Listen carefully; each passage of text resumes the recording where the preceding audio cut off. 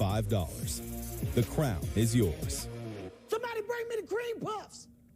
Okay, so Domino's Perfect Combo includes 2 medium one-topping pizzas, 16 Parmesan bread bites, 8 cinnamon twists, and a 2-liter of Coke. Today we're on the street asking real people how much they think it all costs. All of it? All of it. $44, $45? $34.99. The 2 pizzas are probably $10 each. 75. What if I told you that this Domino's Perfect Combo is only $19.99? Shut the front door. $19.99. No. This will feed a family. It's Domino's Perfect Combo, and it's all just $19.99. Welcome to Win Reality. Experience unlimited at-bats from home any season, anytime. See game speed pitches from more than 600 pitchers. Get ready for game time with game simulations. Face your friends in live competitions. And train like the pros with expert drills and metrics to track your progress. So when your moment comes, you'll be ready. Win Reality. Baseball uncaged. Show me what you're cooking. Oh, let me see the moves. You got the whole world looking like this kind of magic taking hold of you.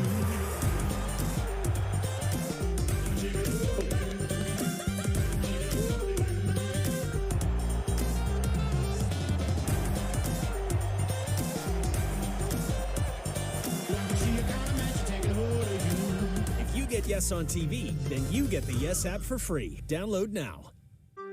Show me what you're cooking. Oh, let me see the moves. You got the whole world looking like this kind of magic taking hold of you.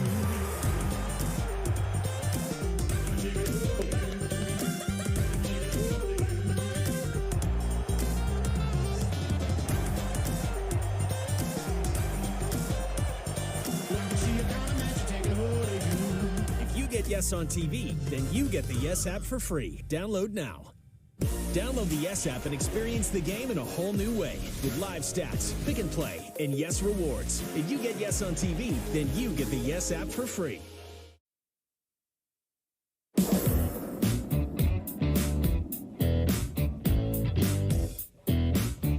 The Michael K. Show, 98.7 ESPN, and yes, on a Would You Wednesday. No, it's over now. Phil Mushnick already printed a new story. So, listen, we were talking about this off the air. I like to make my goals public. Okay. Puts pressure on me to achieve them. All right. So every time we look up, we have the Pat McAfee show on ESPN because we watch ESPN. We love the company. We're shills for the company, by the way. Oh, yeah, big shows. And he gets the biggest guest every single day. Yeah. I mean, there's no one that he can't get. It's and crazy. He's not paying them all like Aaron Rodgers. No. Today he had on Eli Manning. Right now he has on Travis Kelce. The biggest guest in the world. Yeah, as big as it gets. It is now my goal to be a guest on that show. Wow. That could happen. No, I don't know if it can or it can't. I'm not big enough, but it's my goal to be in that middle square between Pat McAfee and Hawk. I've done it. I've been there. But not while it was on ESPN. It was a YouTube vehicle. No, it was pre-ESPN. Yeah. Oh, So it doesn't count? I was on there with Jace. They played a rant. But no, you have to get your face on it. That's it? Why? I mean, my name has been mentioned on it, and yours was too, Don. Peter, for some reason, was not. Odd. I need to be a guest where Pat and AJ. So real quick, I just want to get this straight. Yeah. You don't want to seem like a nudge with Larry David. Right. But you will go on the air and beg to be on a show. No. Don, you hear what I'm putting down? No. Wait a second. Let's pump the brake. Not begging. I'd be an unbelievable guest for them. You could have the biggest guest in the world, and they're just bores. I would bring it. People be talking about my appearance. But still, you're kind of begging to do it. No. I'm saying that's a goal of mine. Not begging. It's a goal. If I begged, I could have somebody. I could call up somebody at ESPN. Please get me on McAfee. No, I want to earn it. How would you earn it? Just by being me. You don't think it's possible, Peter? He's on every day. ESPN. It'd be tough because it's on opposite us. But you could work something. Oh, this is a re-air. Okay. Yeah. They're on 12 to 3, so it's perfect. 12 to 3. It'd be I don't perfect. think what's possible. The network has a relationship with MLB. Michael I think Kay this whole conversation's sad. Michael Kay is the voice of the Yankees. You don't think there's a possibility you get Michael Kay on after a big Yankee story or just like leading into the start of the season? Let's get Michael Kay on. He talked about how big you were and how big the show was in New York when they were talking about my rant. So I think I almost believe that he's doing this knowing that there's a pretty reasonable chance he could be on the show. Well, I mean, I can be on First Take whenever I want. I could be on whenever you want. Yeah, absolutely. Whenever you want. Absolutely. Any day you want to go on First Take. I mean, I don't know if they'd have me on giving football takes, but if I want to be on First Take, I would call up and I'd get. I mean, it's part of my contract with ESPN too. So they don't have to pay me to be on. So, that means they can have you on whenever they want. And I think I can be on whenever I want. All right, so go on tomorrow. I don't want to get up at 5 in the morning and drive to the South Sea Street. You have to go on. You have to get up at 5 to go to First Take? Yeah, you got to be there early. Yeah. 5 a.m.? Well, I live a long way away. I can do have a shower. Anyways, this whole conversation is beneath you. It really is. It's. Listen, see, nothing's beneath me. Stop it. Well, no, apparently not. I'm an ESPN shill. But I just don't. I wish you would use this pathetic energy to ask Larry David one more time. You want to come up tomorrow instead of asking. You have Larry David's number, don't you? No, I don't. Oh, it was Billy Crystal you got. I don't have Larry's number. I would ask. No, I'm not giving it to you. Actually, you know what? I told Dipperstein. Dip. He went to the party last night, the premiere. Was a big party? He had a huge premiere in L.A. I know. Well, it was just fun. I didn't talk to him yet. Oh. I was going to say to him, I said, if you see Larry, ask if he's coming on our show this week. I wonder if he said it. Larry would flick Dipperstein away with his fingers. He loved Dipperstein. How does he know Dipperstein? Because Dipperstein's also Cheryl's agent. Ah. Really? That's right. But how do you feel now? How do you feel now? Is he also RFK Jr.'s agent? So now you're going to turn into some sort of weird. I don't see things politically like you. I'm sorry. not a I don't you're think not about a political animal. I don't Right. think about political things. All I'm saying is, Dip was invited to the party. That's what matters. Right. I think it would have been his third time meeting LD. Right. The first time was right after he did our show. Who do you think is more important to Larry, Dip or me? You. But what is it? But apparently you're not very important. So he's flying. But you gave up. You didn't feel confident because to go, how about tomorrow? I don't like to push people. But you're begging Pat McAfee on the air. You're taking a leap from saying Don, one of my goals is to be on. Don, is it if I close wanted to begging? to beg, I'd be on tomorrow. It's begging a chase. No, I would be on tomorrow. I'd call somebody ESPN high up and go, please get me on Pat McAfee, please. And it would probably happen. I want to earn my way on. There's only one. What do you mean earn? I don't get that. He's not the president of the United States. You're not earning anything. He's getting the best guest in the world. I want to be considered that. So he's getting the best guest. He is getting the best guest in the sports world. So, but wouldn't you have already earned that? What are you going to do? Have a call that's so great that he goes, I need him. You got to hear the calls I have planned for the first series in Houston. Yeah, Marc-Andre Fleury on last week. I think he can wedge Michael Kay in. Yeah, that's a fair point, Michael. Does the great Marc-Andre Fleury still count as best guest in the world? Math, they call him. Yeah. I love math. Now, listen, I like it as a hockey fan, but I think Michael Kay is recognizable in the baseball world. You know what? How long has he been associated with ESPN? Only a few months. I haven't been asked. You got time. 1-800-919-3776. Let's go to Mike in Bloomfield. Mike. Hey, how's it going?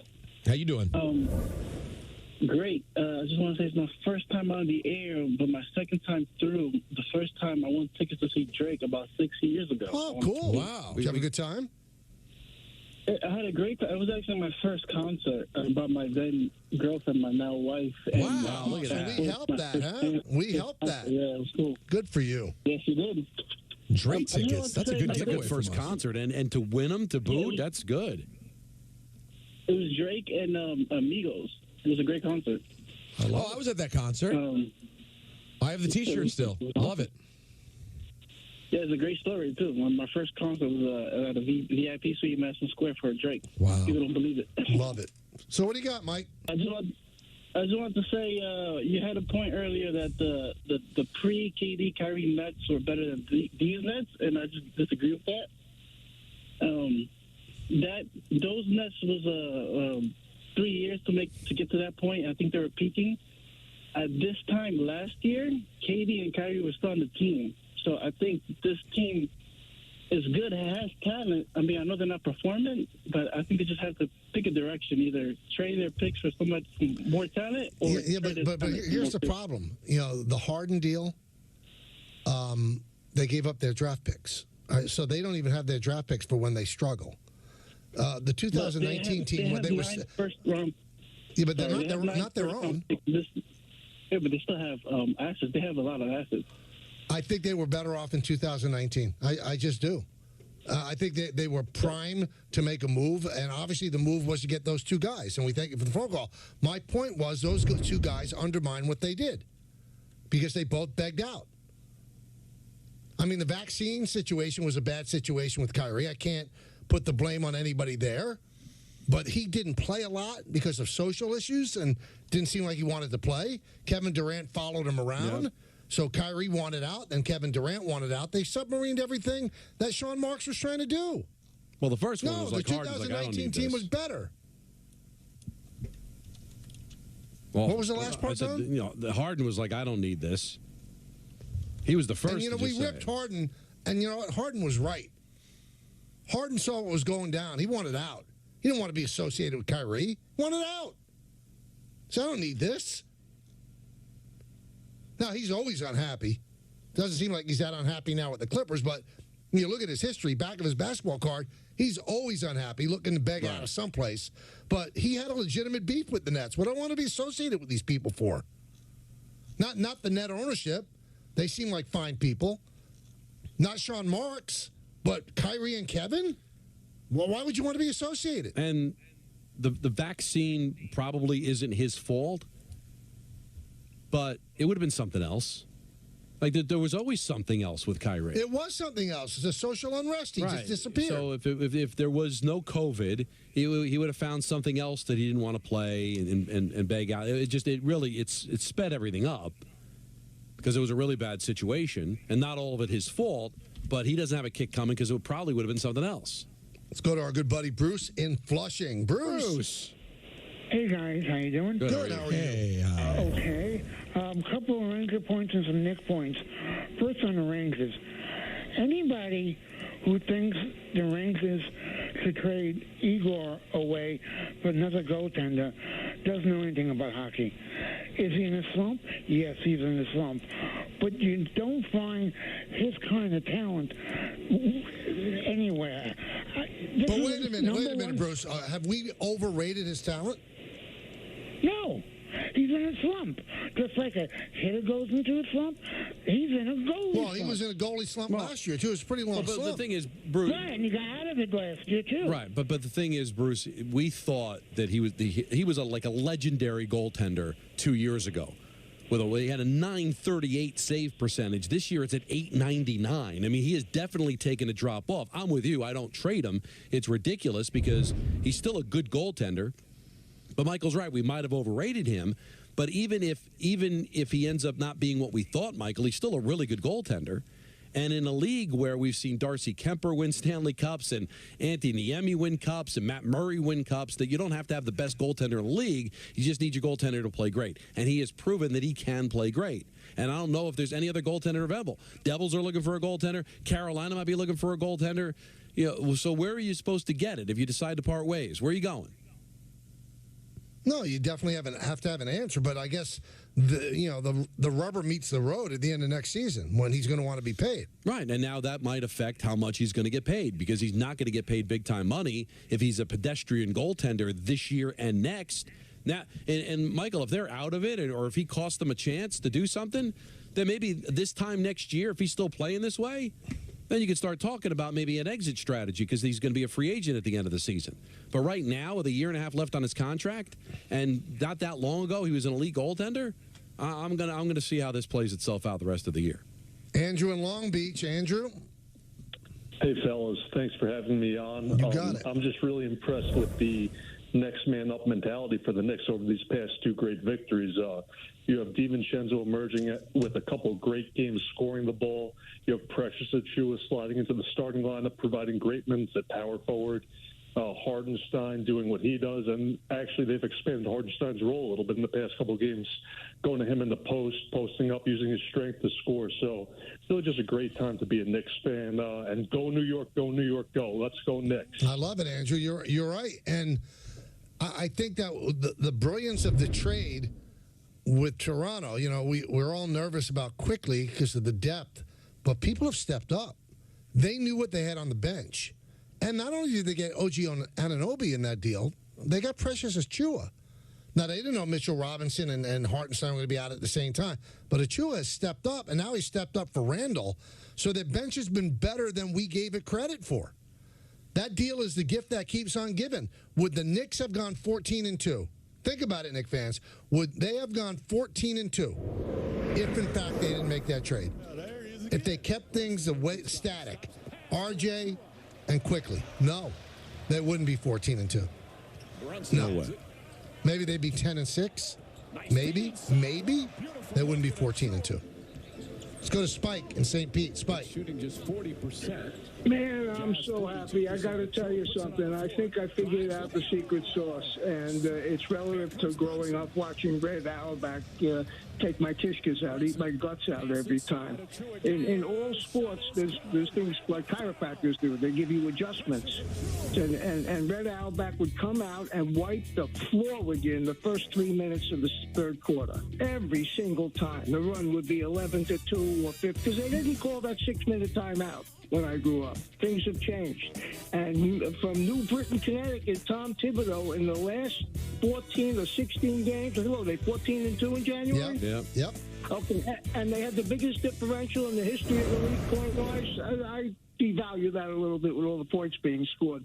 But he's made adjustments. And Bruce, good to hear from him, too. He's had a rough couple of years health-wise, so get better, Bruce. The movement of the ball and the movement of these Villanova guys who are not one-and-done guys, I think one of you guys said it previously, it's one that 29 or 30 assists last night and maybe 3 turnovers, some ridiculously low amount. I know they weren't playing the old Showtime Lakers, but this team, they can't knock them down, and 2 of their 3 best players were out. So what I'm seeing here is the big tell, always a big tell in sports, is will Drew Holiday or Damian Lillard improve one team more than the other, if you follow where I'm coming from? Because the Knicks will not have to play in all likelihood both those teams. You see my point? Yeah, absolutely. I got some good news for you, Spike. Go ahead. Shoot. Now, I know you always listen, but you're going to really want to listen on Friday. You know who we have on? Bill Bradley. Right up your alley. Yep. Wow. Yeah, the senator. Yeah. The senator. You know what? When they made the big move in 68, 69, the Bush came over 68, 69, and they won the next year.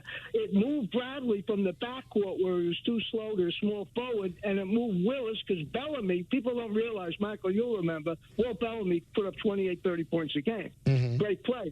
But Bellamy from Indiana was moved, and Willis was playing his proper position. Bradley moved up to the right position. They put Cassie on the bench, and the rest is history. And whoever said it before, maybe Bruce said about Red Holzman, he's smiling because they're moving this ball like it's on a string, no matter who's in the game. That's the impressive thing. It's a delight to watch them, and I just love every second of it. And my would you is I'll take one more championship. I'll give you 3 months of my life at my point now. What? No. Spike, take it back. Stop. Come back. Take that back. Take it back. 3 months? Take that back. Take it back. No. Life is precious. I'm sorry. It affects my life, not just Spike's. I want to share it with everybody. It's been so long. I want to share it. We've never seen the Knick Parade down the Canyon of Heroes. I'm saying 2-year window. And I don't want anybody in this team unless it's 2 guys. I'll drop Devin Booker in, and I'll give him all 6 draft picks. He'll make the difference. And the only other guy will be is Donovan Mitchell, and you'll get him for nothing. He'll stroll right in the door next year after the trading deadline. I support you, Spike. You don't understand, Peter. What do you mean? Life is precious and I believe me, I understand, but you also are so far removed from being a hardcore fan that for some people it would be they'd throw 3 months in a heartbeat to get it. But Spike's close to 80. You don't know where he's not that close to 80. Oh, he's in the 70s, late 70s. I think early 70s. I don't think he's early 70s. I believe he's early 70s. I don't think he is. I think we need confirmation. Okay, so as you're getting older, those 3 months are a bigger part of the percentage of what you have left. Absolutely. But he's like if a 20-year-old kid says, I'll give up 3 months of my life, I mean, he could have 80 years left. Right. I hear what you're saying, but I'm telling you, it may be worth it for Spike. He may mean that. The joy that he would get would be worth it. No. How could you have joy when you know you're going to die 3 months early? Because he cares that much about the Knicks winning. Yeah, but I care too much about him to allow him to do it. I won't allow him. By the way, with all due respect, I say this in complete sincerity. Spike cares more about the Knicks than you care about Spike. I'm just saying that right now. Spike thinks about the Knicks every single day, Don. With all due respect. You don't think about Spike every single day. Do you know what? He said all due respect, Donna, and in essence, he spit right in your face. I know what he did. I saw it. I just want you to know More what's importantly, happening. I felt it. Yeah. Some spittle. That was not spit. That was a fact. Peter, why don't you... the only thing I'm spitting is straight facts. Well, why don't you spit some straight facts and read the next ad that you're supposed to read? All right, well...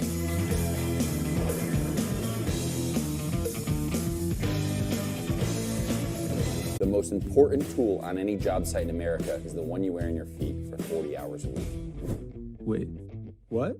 My name is Eric Gerard. I started Brunt Workwear in my garage for my buddies in the trades. The modern construction worker has different needs than they did 100 years ago. That's why at Brunt, our gear is designed by workers for workers with premium technologies like triple layer comfort, slip and oil resistant soles, and a triple layer waterproofing system. Go online for free shipping and try any of our gear on the job for 30 days, risk-free.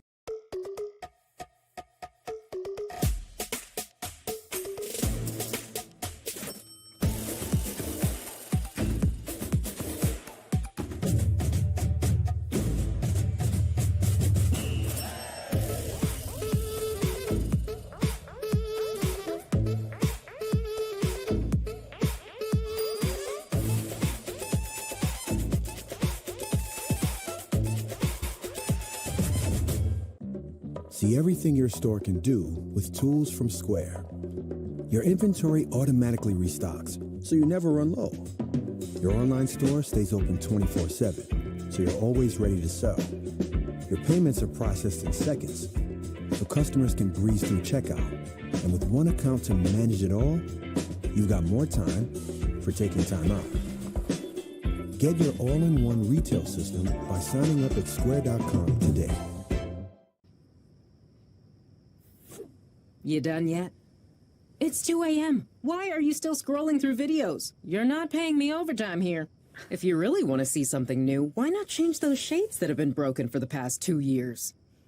Let's tap the Thumbtack app, and in a matter of seconds, we'll find a pro to install new shades. Okay. With Thumbtack, you can easily find top-rated professionals for every home project.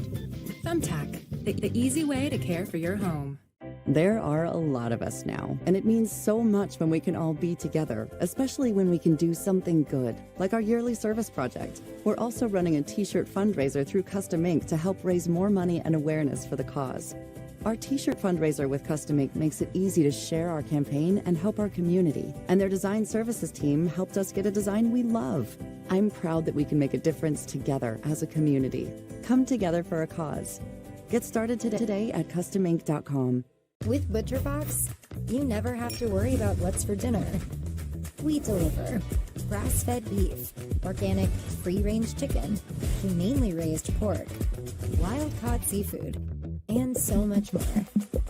Get high-quality meat sourced from trusted partners with free shipping always, so you can always be prepared and enjoy the important things. Sign up for ButcherBox today. Get ready for the British Basketball League. 10 teams, one electrifying league. Global talent, local passion. The British Basketball League. Insurer for saving us money. Mara, your parents are exactly like me. I know, right? Well, cherish your friends and loved ones. Let's roll, Daddy-O. Let's boogie woogie. Hungry Root is here, and I needed it because my fridge is super empty. I'm gonna open the box. That's the exciting part. Hungry Root came through. And my refrigerator is packed.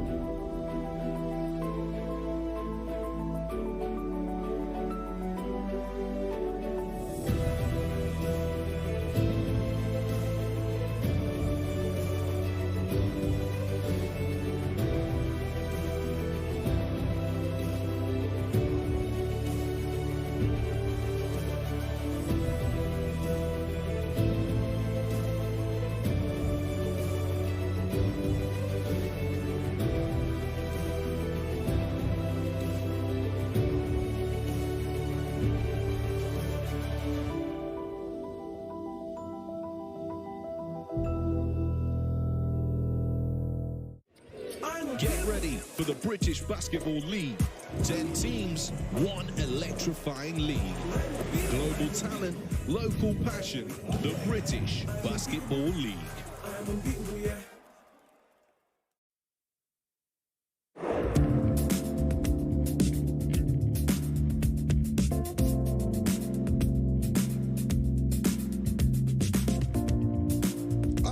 Surprising news broke yesterday, and maybe it was earlier today, but Wandy Peralta, a very valuable arm in the Yankee bullpen, signed a 4-year, something like $17 million deal with the Padres. Ew.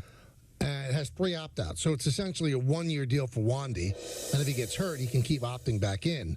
Now, I'm pretty sure the Yankees would have paid him $4.5 million to pitch for them.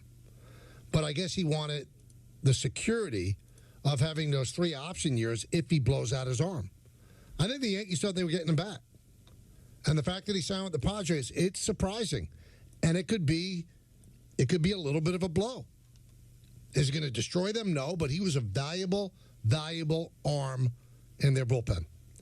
Also, toward the end of the show yesterday, I think it was right after 6 o'clock, announced that the Orioles are being sold to 2 billionaires, hedge fund billionaires.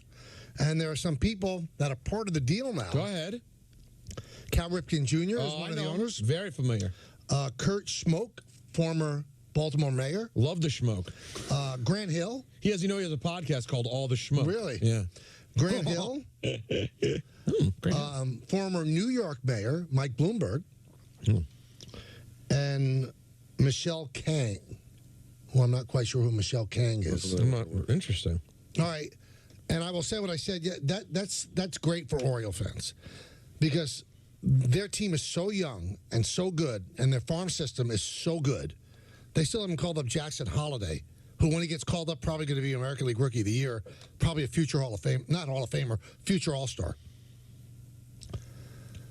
But with the Angelos family, you felt that the window was short because these young players, a team controls you for about 6 years. Then they're gone. The Angelo family, they were not re-signing those guys for the numbers that you get right now. They just weren't. Now these guys are paid $1.7 billion. The Angelos family, they negotiated all these dollar amounts from Baltimore to keep the team there and to really spiffy up Camden Yards. Angelos family out. They were tight with the buck. And now you got these guys, $1.7 billion.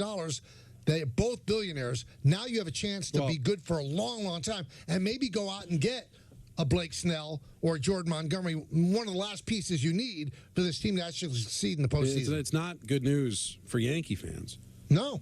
Because the team's good. Now they're going to be able to hold on to their players and spend. You know the Blue Jays spend and also have talent. The Red Sox eventually will get their act together. And the Rays seem to be smarter than everybody else. It puts Baltimore now, I think, right in the conversation. They were in it already, but the hope was, as you said, they'd be selling off those players because they were cheap.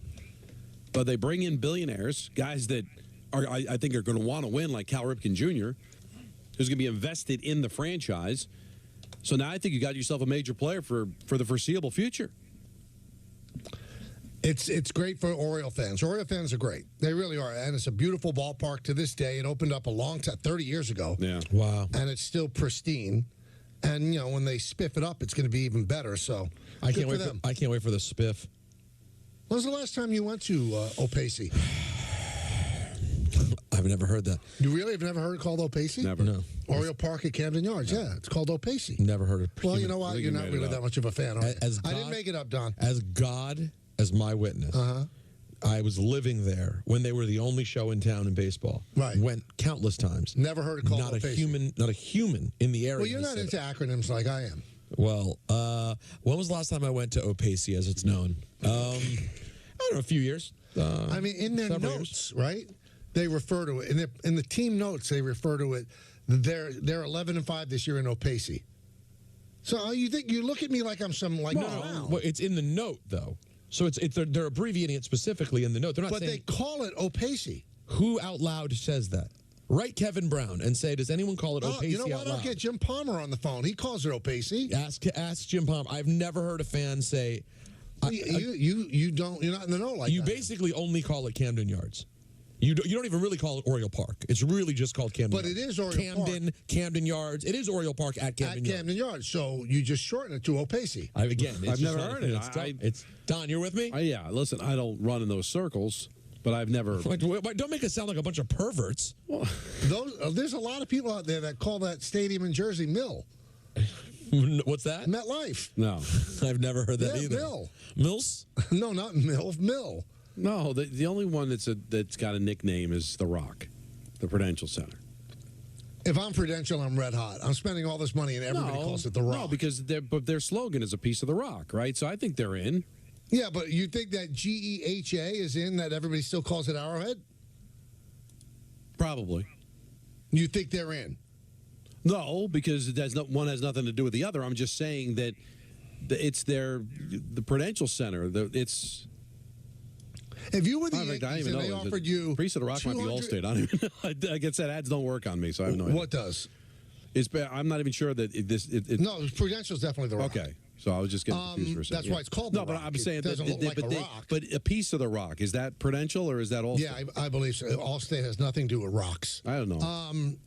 If you were Hal Steinbrenner, somebody offered you $250 million to name an American Express field at Yankee Stadium, would you do it? Yeah. So would I. To. I mean, honestly, I respect what they're trying to do. It's not the same place. When it was the same place, Michael, I understand you want to honor it. But they technically moved, not far, but it's not the same place.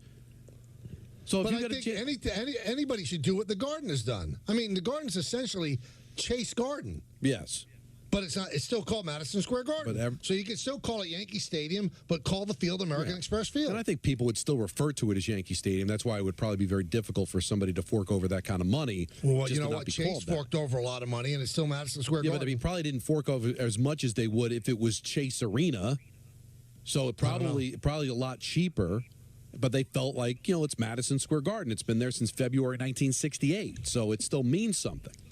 But and this is not the original Madison Square Garden. It used to be on Madison Square. Right. At Madison. That was a long time ago. One. It was like the late 1800s. This is the fourth one. So things do change. Let's go to Doug in Orange County. Doug. Hey, Michael. How are you? How I'm you guys great. Doing? What's up? All you? Yeah. Good. I was just calling. I loved your take on the Would You Wednesday about the amount of money you'd put out for that the act. Maybe I'd put it the Robert Redford style act. Right. How about you? For that, I'd say for that amount of money, I think you could be more Bruce Willis in Armageddon. I'd say drill away, baby. I mean, for twice that amount of money, you could be Ving Rhames. I'd be Ving Rhames and you could be Zed. I mean, there's no limit when it comes to that kind of money. Listen, I don't know you, Doug, from Adam, but obviously you think that having Michael be with your wife is some kind of like event, something you could tell your friends about. But take I don't Michael feel the out of same it. way about it. Take Michael out of it. You never really answered the stranger for $250 million. You kept saying that's a lot of money, Peter. I still wouldn't do it because at the end of the day, it's just money, but it is something that I don't need it, Michael. Now, if I was destitute, like in that movie, right? Didn't Demi Moore and Woody Harrelson, they went to Vegas trying because they had no money. It was like their last bit of money to try to double it, and they didn't. If I was destitute, you got to survive. You do what you got to do, but I don't need money. So why am I going to put myself through that psychological torture to just become richer? That to me doesn't seem worth it to me. Well, I mean, you're doing well. You're not rich. At $250 million, that's no, but I don't need money. Beyond rich. But it's still gratuitous. If I need it, you do whatever you got to do to feed your kids, to close your family and everything. But I don't need to do that. You see what I'm saying, Peter? Of course. It's my wife, for God's sakes. Man, honestly, if I was a different person and I had a different relationship with you, this is enough to throw down. Don't bring my wife into your filth. But I know who you are, and I said I'll do anything for good radio, so I'm not mad at you. But Peter, right? In certain circumstances, you can understand a man saying those are fighting words. We would duel. Even bringing it up, even bringing my wife around that filth, right? But that was only upping the ante. The original thing had nothing to do with me. Then I added another $121 million. No. Just the idea that you're bringing our wives into that kind of conversation. Yeah. In certain circles, Michael, Yeah, punch right in the face. That would be, we'd be offended. If you were sitting around with like a known mobster, you're having a meal. Right. Would you go, guys? Like Tony Soprano. Yeah, but like you're sitting And I around. say something about like Kong. you, Mangini, Right. you, Mangini, Tony, and someone else go out to dinner. Still. And all of a sudden you go, guys, wacky idea. Tony, how would you feel about me sleeping with Carm for 120? I don't think you do. Yeah, I don't think you make it out of the restaurant. You'd be TOS. Dead. TOS. Terminate on site. Oh. That's it. Is that a thing? Oh, sure. He just made it. TOS, baby. And you wouldn't do it, but with me and Don, you don't care. Sniff him dead. All right, let me clean it up. Maybe I think it's too. Your mother. $511 million for DiPietro. That's no better. Well, I mean, it's you're better not as close with him as me. Well, I mean, it's better for my wife, but Well, you don't know that. How do you know what he's doing? He may have no idea what he's doing. You don't know. Yeah, but hold on. But better. Hold on.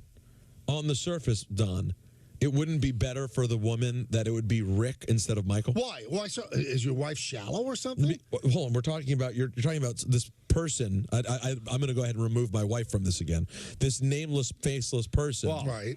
The whole thing's based on just a physical thing. So obviously, based on money. so obviously, Rick would be preferable. Listen, from what I know about because he's much better looking. And what? From what I know, believe me, she would have a much better time with Rick. Wouldn't anybody? All due respect. Yeah. Rick has chimed in. I don't know if I could say it. You know what? He just said he's very giving. Well, that's what I was. Listen. I was joking about him, though. He knows exactly what he's doing. Let's go to a guy who knows what he's doing. Richard in Manhattan. Richard. Wow, at 4 o'clock. Right. Michael, Don, Peter, you guys are missing the greatest pre-Super Bowl story in the history. Tell us. Is Mahomes one of the greatest quarterbacks ever? Yeah, we've talked about that, Richard. Okay, is he in his prime, Michael? Yeah, he's in his prime. Is Purdy the last draft choice in the NFL draft? Am I correct? Yeah, that's all correct. Yes. How is San Francisco a 2-point favorite? Maybe they're a better team. Because of their defense. It's a great point by Richard. Michael, is the quarterback 70% of the game? It's a lot. But the skill position players on the Niners are better than the skill position players rather than the quarterback. Okay, Pacheco's outstanding. He's not Christian McCaffrey. Okay, you're telling me Purdy is better than Mahomes? I'll listen to you, Michael. But Richard, you're missing it. Like, then how did they win a game? Because you can make the case that Purdy was the underdog against every quarterback. Love is a better quarterback. Certainly, Goff is a better quarterback. I'm talking about this game specifically. I'm not talking about yesterday. All right, let's go to my second. What made Sunday's both games so entertaining was the winning teams did not win the game. It's the losing teams lost the game. And none of the 4 teams played complete games. You always hear, well, you got to play 4 quarters. They didn't. Both winning teams played half of the game. San Francisco never scored. I find that amazing. That's what makes great sports talk radio, because there were 2 points in both games. Each game had 1 point. The taunting penalty and... Yeah, that's... Okay, one last thing, fellas. No, music. One more? Yeah.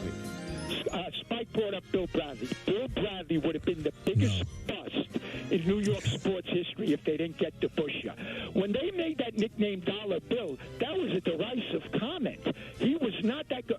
I was told by guys who were a little older than me in the early 70s, Bradley was never the same player when he came back from England.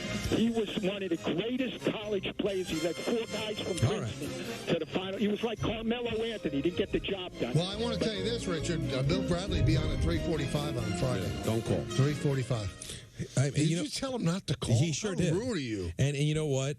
Yesterday, if you missed it, Richard called, and he said that Warner Wolf once told him, do me a favor, Richard, don't give me the laundry list, just bring me your best stuff. And Richard thought that was a great thought from Warner Wolf. Yet here he was today. He came again. 1 and 2 were good. Right. He actually brought 2 good, and then he has to go to the third one, completely irreverent out of nowhere. Here's the thing, what I find. The first one actually elicited a decent conversation. Yes. But he was so anxious to get to the second. Right. Like somebody's paying him to get to points. He could have, and maybe he still will, he could have a topic that we end up talking about in the next segment. It's a really good conversation. Why is San Francisco favored? But then he ends up, now I'm going to go into, they didn't play 4 quarters. Okay, not as good, but good. Not bad. And then he goes, let's talk Bill Bradley. Would have been the greatest bust in New York sports, if not for Dave DeBusschere. I mean, but he loses me. First of all, if you're just going to go by the fact that Purdy was the last pick, he's a candidate for the MVP. I mean, he had a great year. But the point is interesting. It's not. At this point, how are Patrick Mahomes and the Chiefs dogs in the Super Bowl on a neutral site? How? Who really, you really feel comfortable betting against the Chiefs? Well, that's why I went from 2.5 down to 1. I mean, I think most people agree with you.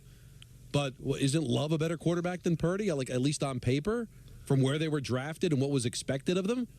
So the best quarterback doesn't automatically always mean you're the better team. I think the better point is, how is Patrick Mahomes a dog, period, in the Super Bowl? That's sort of the better question. He got that dog in him. That's right. All right, we'll come back with more of your phone calls, but first, Peter has another thing to say to you, hopefully the right thing.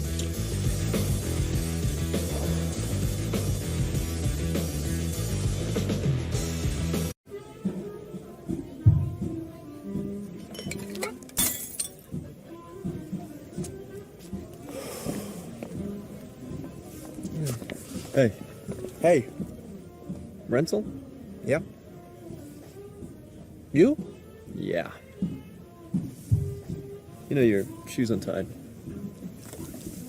Oh. Don't let a boxy suit ruin your night. Read from theblackducktux.com. Guys, let's be honest. Buying pants sucks. It should not be this difficult. I'm looking for that one pair of pants that does everything. These just came in. They're the only pant from Fabletics Men. 4-way stretch, done. All-way stretch, you're going to feel the difference. The best thing about the only pant, honestly, everything. You almost forget about the deal that you're getting. Same premium quality as Lululemon, but at a third of the price. We just shipped our millionth monthly coffee subscription box. We're sending custom thank you gifts to everyone on our team who helped us get there.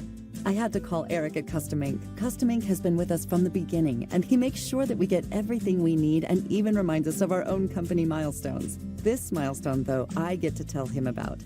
He is every bit as excited as we are and knows great quality products we can customize and send for the gifts. Celebrate all your milestones with custom gear. Get started today at customink.com. You done yet? It's 2 a.m. Why are you still scrolling through videos? You're not paying me overtime here. If you really want to see something new, why not change those shades that have been broken for the past 2 years? Let's tap the Thumbtack app, and in a matter of seconds, we'll find a pro to install new shades. Okay. With Thumbtack, you can easily find top-rated professionals for every home project. Thumbtack, the easy way to care for your home. The most important tool on any job site in America is the one you wear on your feet for 40 hours a week. Wait, what? My name is Eric Gerard. I started Brunt Workwear in my garage for my buddies in the trades. The modern construction worker has different needs than they did 100 years ago. That's why at Brunt, our gear is designed by workers for workers with premium technologies like triple layer comfort, slip and oil resistant soles, and a triple layer waterproofing system. Go online for free shipping and try any of our gear on the job for 30 days, risk-free. With ButcherBox, you never have to worry about what's for dinner. We deliver grass-fed beef, organic, free-range chicken, humanely raised pork, wild-caught seafood, and so much more. Get high-quality meat sourced from trusted partners with free shipping always, so you can always be prepared and enjoy the important things. Sign up for ButcherBox today. Win big while streaming the Nets with Pick and Play on the Yes app. Make your picks before tip-off and win up to $10,000. What a move! Yes, Pick and Play. It's the game within the game, only on the Yes app. Car and Driver 10 Best History. Contact your Honda dealer today or shop online. Domino's Perfect Combo includes 2 pizzas, 2 sides, and a 2-liter bottle of Coke. So we were asking real people how much they think all of this costs. $35, $45, $50. $19.99. I'm about to order that when I get home. It's Domino's Perfect Combo, and it's all just $19.99. Ooh, I love. Totally. But keep swiping. This is so much fun. This makes it so easy. Yes, that was a good one. Let's go.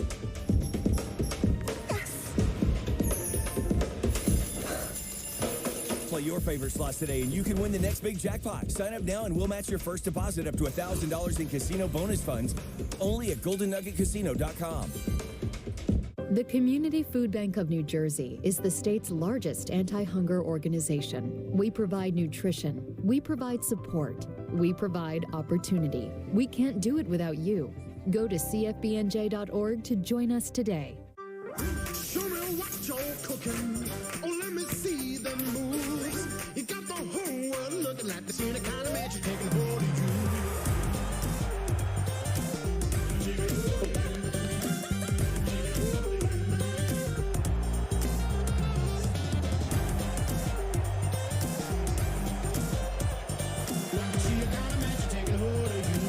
If you get Yes on TV, then you get the Yes app for free. Download now.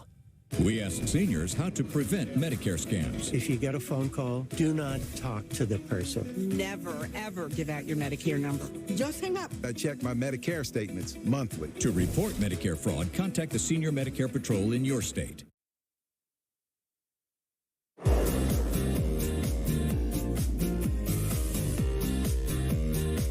right, so I have a little quiz because people are losing their mind. Do what we were just doing off the air right now on the air. No, so we have a little bit of people are losing their mind over Taylor Swift, how she's shown so often on TV and blah, blah, blah. Such a bunch of losers. NFL is... I'm now Team Lorvis.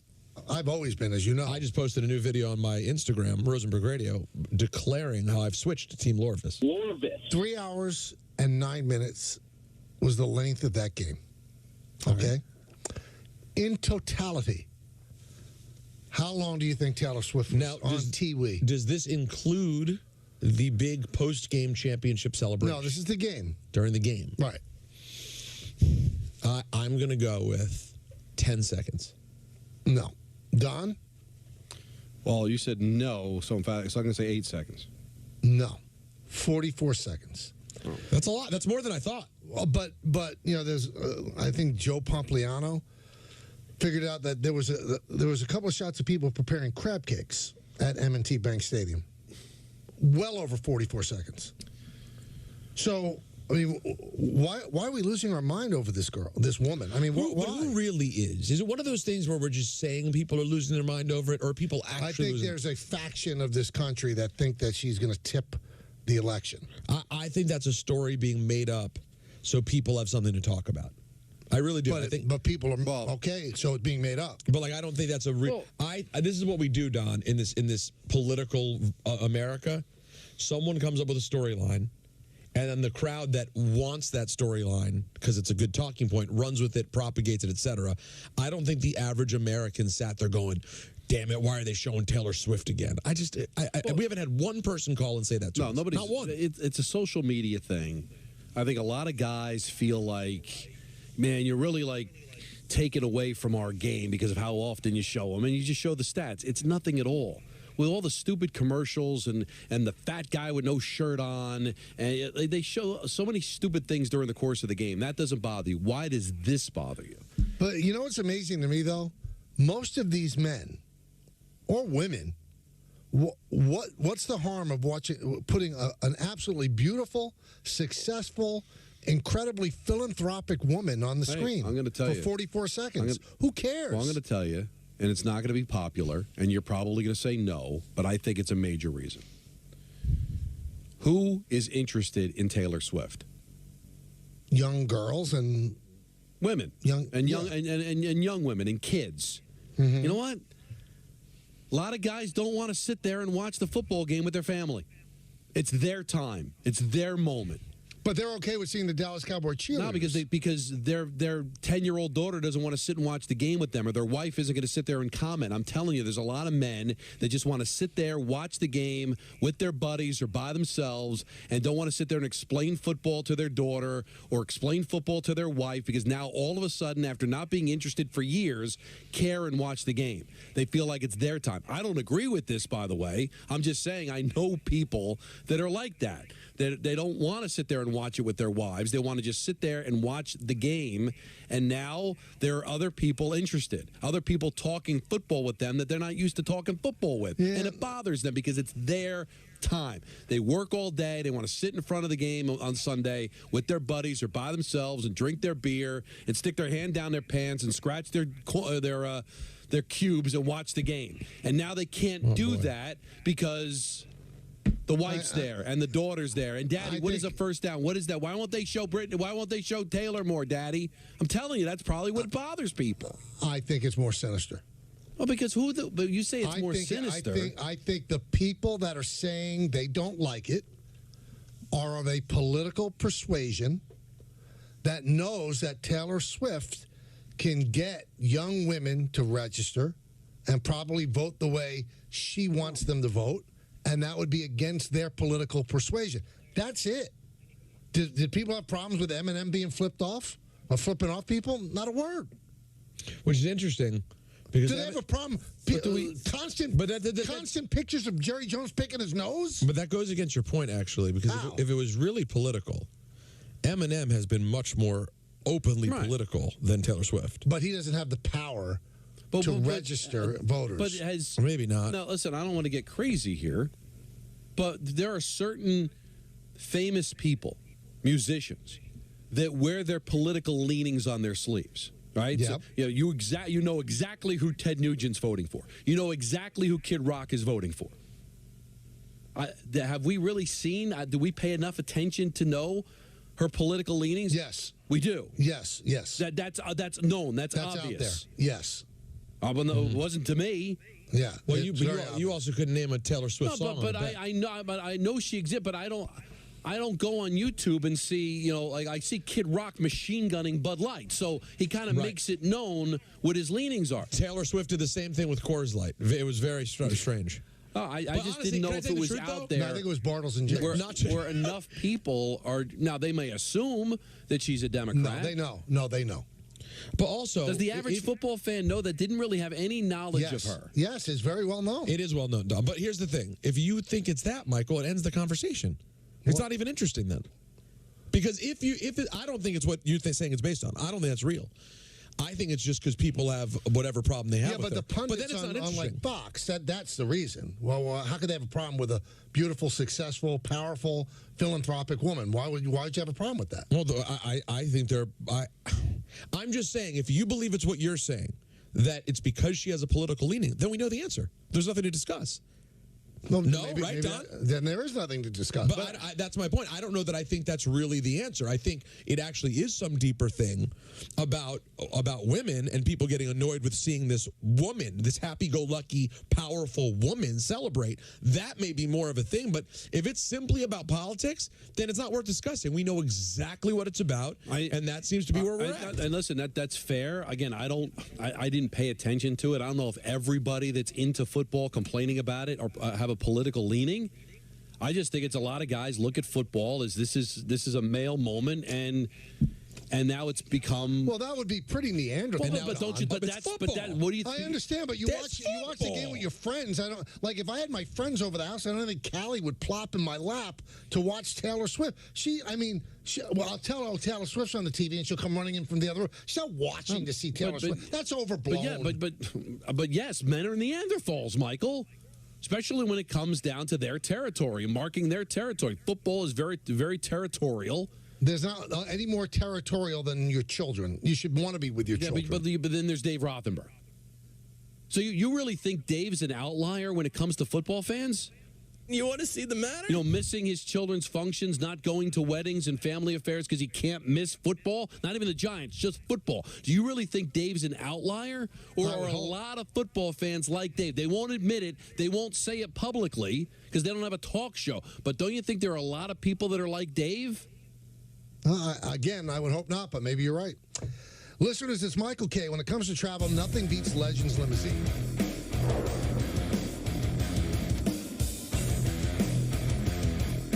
With ButcherBox, you never have to worry about what's for dinner. We deliver grass-fed beef, organic, free-range chicken, humanely raised pork, wild-caught seafood, and so much more. Get high-quality meat sourced from trusted partners with free shipping always. So you can always be prepared and enjoy the important things. Sign up for ButcherBox today.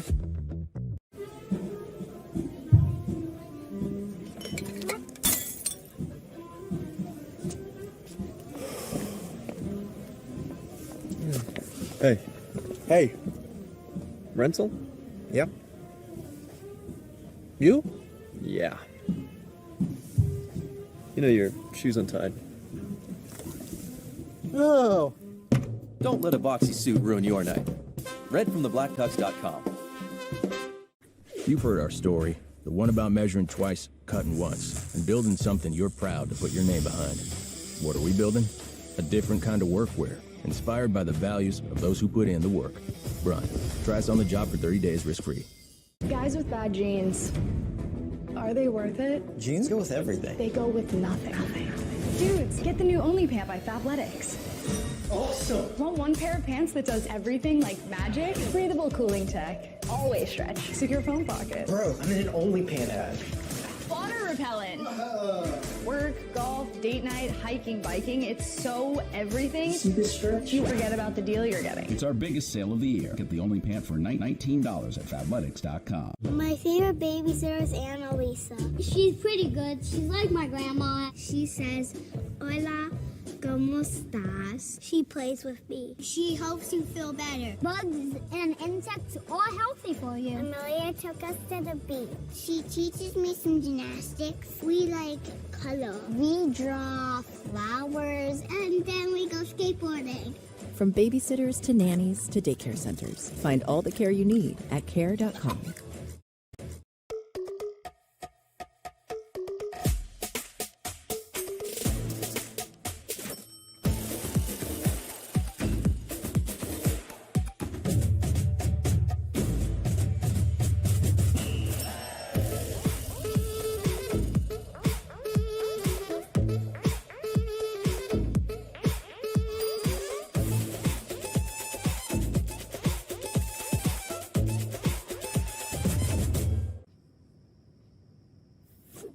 You done yet?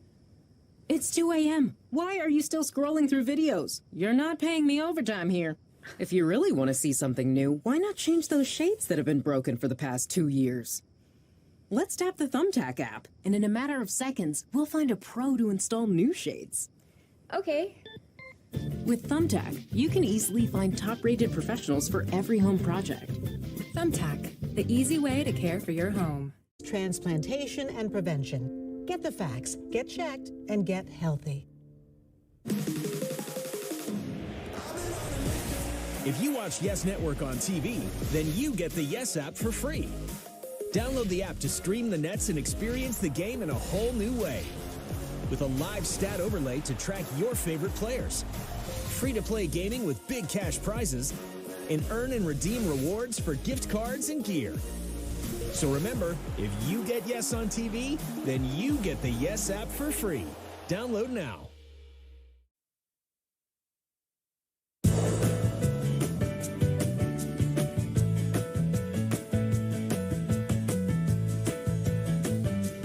Welcome back to the show. I mean, really, we joke about it. The stuff we say between when we're on the air is fascinating and really illuminating about the people we work with.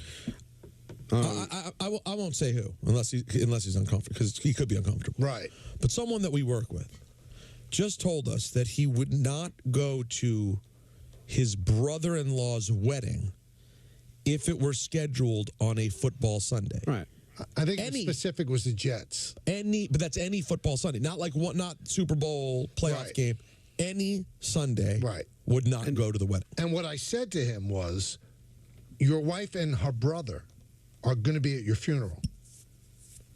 the football team that you love. Freeman McNeil is not walking into your funeral. Well, not, just like we told Dave, he thinks John Mara is going to be at his funeral. Never. They won't send anything. That's why I think that my point is that probably what drives people the most crazy is that there are a lot of people that are like Dave and the person that you're talking about. I know exactly who you're talking about because he said he's the same very thing to sick. me. The person we're talking about, Very sick person. But because I was thinking and a about nice guy, but obviously disturbed. It's apples and wrenches because obviously you're talking about trying to get younger people to vote and what that could mean to a certain party. But let's just say, for sake of argument, follow me here, that Bruce Springsteen bought the Kansas City Chiefs, just out of nowhere, and just bought the team. Just bowled over Mr. Hunt and said, "Here's more money than you'll ever think of." He's Bruce Springsteen. He's huge, and we all know his political leanings. By the way, he's wonderful in The We Are the World. If you watch, does he come off as sweet? Oh, he's great. Yeah, but we know his political leanings. He's sung about that. He's campaigned for Democratic candidates. Everybody knows where he stands on the politics and who he will vote for in this upcoming election. And if he bought the Kansas City Chiefs, I think the average football fan would be out of their mind the way they are now about Taylor Swift. It's an interesting point. So he's probably not. And I think I still stand by what I think is the major thing. But I think what Peter says is true. A lot of people don't like to see strong women. They don't. No, we've seen that before. Right. And it's associated with football. Because if Barbara Streisand bought the Rams and they kept showing Barbara Streisand, they would hate it. Hate it. Hate it. And we don't know anything about Barbara Streisand. Well, we do, but not that much. I think we know a lot. Sofia Vergara bought the Chargers from the Spanos family. They show her, people would be outraged. You can't boo Sofia Vergara unless you just hate life. No, well, they don't boo. They don't boo at Chiefs games. Obviously, Right. You wonder whether next year they'd boo if they showed her at a. But you know what? She doesn't want to be seen. She's in a box. She's in a box. I mean, it's CBS that's showing. Let's choose a female celebrity with no political affiliation. Do you think they'd boo, say, Jane Fonda? But she does. Sorry. Bad example. Meryl Streep. Bad example. I'm Meryl sorry. Streep. Meryl Streep. I think most people in Hollywood are of a political persuasion. That's the problem. Well, they were really now she was very outspoken, but I think the average fan constantly complained when they would show Kurt Warner's wife. Constantly complained about it. And the only one who really complains when they show Jerry Jones constantly is Don. Why? Because I just don't like the man. But it makes sense that they show him. He's the owner of the Cowboys. Nobody complains about Robert Kraft being shown endlessly. I do think it's a predominantly male-driven, testosterone sport that just does not want to have to share it with people of the female persuasion. Again, I don't agree with that. But I do think that there are a lot of men out there that bothers them more than anything with the political affiliation and all that. It's just that why can't we have why does this have to be the case? Yeah, why do they have to show Taylor Swift for 44 seconds over a 3-hour game? But again, because it's an exaggeration, right? And these are probably great fathers who will play Taylor Swift songs in the car with their kids, but they feel like those 3 hours. See, but I don't agree. I don't agree with your take. I don't agree with that. I think we're both against your take. If they're great fathers and they play Taylor Swift in the car for their kids, they take their kids to the concert, they wear the little wristbands and everything. Right. They don't care. And that's most fathers that I know. Yeah. They're on board. Like they're in. I think most fathers, if they're decent human beings, would love to have their kids watch football with them. I love when Charlie and Callie sit down and watch a game. I love it too, but I also know people that don't. Well, they're out of their mind. But there are a lot of people that are out of their minds. I mean, never underestimate the stupidity of people. I think Dave likes his son sitting next to him during a game. What is it, just because it's a girl? Yes. For those people, but I think people that are I will make the bold statement that the majority of people that are complaining, as adamantly as they are about Taylor Swift on television, probably are not big fans of women being involved in football and probably are coming from a sexist point of view. Yes, absolutely. Why would you complain that much about it? The stupid things that they show all the time. Like, I need to see somebody making. Do I really need to see what's happening on the concourse and the sausages that they're making, or the person that's naked and painted himself blue? All the stupid thing where it's 0 degrees outside and the guys with no shirts on. It's all stupid, right? But this bothers you. Why? What's the one thing that separates that and all the other things? I'm maintaining that this is not even as big an issue as we're making it out to be, though. So you think it's just an echo chamber of a certain subset? I think it's by the way, let me be clear so everyone can hear me, because I know you just think I'm whatever political leanings you believe I have. I'm not even talking about the people with those beliefs. I think it's literally the news outlets who know that over the next couple of weeks, when there's this big interest in the Super Bowl, if they turn the Super Bowl and Taylor Swift into a political conversation, now it's not just ESPN and FS1 and everyone else, all the sports people. Now the political talk places can have their angle to glom on to the Super Bowl. It's just an angle for them to talk. I don't think most people care. I really don't. You're a weirdo. If you were obsessed with the Taylor Swift, I used to joke about it. You guys remember at the beginning? I made fun of it. Yeah. I made fun of her swag surfing. It's all fun and games. But in reality, do you think I spend 1 second complaining? Beyond that, how about the opposite? I'm curious. When after the game they showed Taylor Swift come on the field with Travis Kelce, am I going to sit here and lie to you guys? No, I'm interested. It's the biggest star on planet Earth. I mean, if Beyonce and Jay-Z had never been married, and all of a sudden I found out she was dating Pacheco, I'd be interested in seeing what she had to say, too. Now, one thing about we haven't brought this up today. So there's a picture out now that somebody took a picture of Patrick Mahomes in the locker room, and he's kind of got a dad bod. I mean, I'll take that dad bod. But my point is, Wait, the people that are making fun of his body, they're probably some slobs. I mean, who cares that he doesn't have a six-pack? Well, I mean, what's wrong with people? Will you pick on anything? Can you be a better quarterback than him? But wouldn't you admit that everything that we react to on this show, in social media, everything, is the vocal minority? Like, what do we do all the baseball season? Talk about Yankee fans complaining about their team. Does that represent all the Yankee fans? No, but doesn't it bother you that there's a small subset of people that are making fun of an unbelievable athlete that is not built like a bodybuilder? I mean, who are these people saying it? They're sitting at home like with pizza on their chest. I don't think it's not Conor McGregor who's making fun of him. It's these people that are making fun of him, even if it's a small minority of people. Who the hell are you? I know, but who do you think you are? Because there's a lot of dumb people, a lot of hypocrites out there. But I'm just saying is that Peter's probably right. It's not a lot of people that hate Taylor Swift, but they're a vocal minority of people, and we always react to the vocal. Like I said, we're doing it right now. All the Yankee fans, like the ones that call or tweet us that they hate Brian Cashman, want him fired, that they all hate their team unless they win a championship, or is that just the people that call our show? We can only react to what we hear, and the people that have no problem with Taylor Swift aren't probably tweeting, I have no problem with this. They're tweeting, I can't stand her. So we're always reacting to the vocal minority of people, Michael. It's just how it is. And we're kind of playing into it right now. Now, there was a story today, and it's kind of like a story that we're going to tiptoe around because it's a totally sourced story.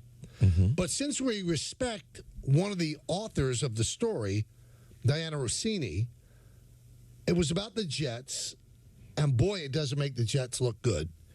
It makes them look dysfunctional. It makes Robert Saleh, a guy that we have a real good relationship with, look totally paranoid. And wow, like he's not in control. And it does amplify something that we all kind of assumed. I think there's a line in the story that Aaron Rodgers is the GM and Joe Douglas is the assistant GM. Aaron Rodgers is running everything.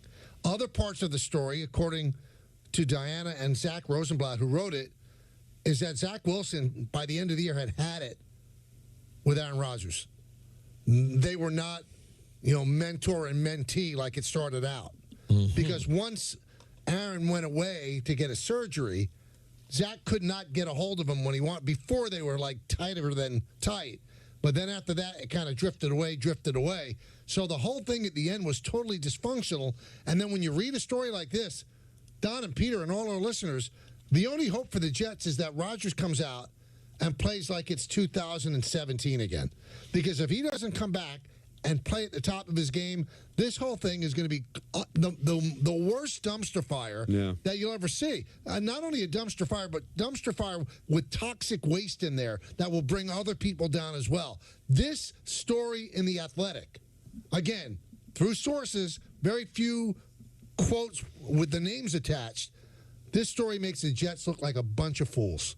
And the whole thing looked like it's a house of cards ready to crumble down. There's one story in the story that when Rodgers went on McAfee and said, we've got to stop the leaks.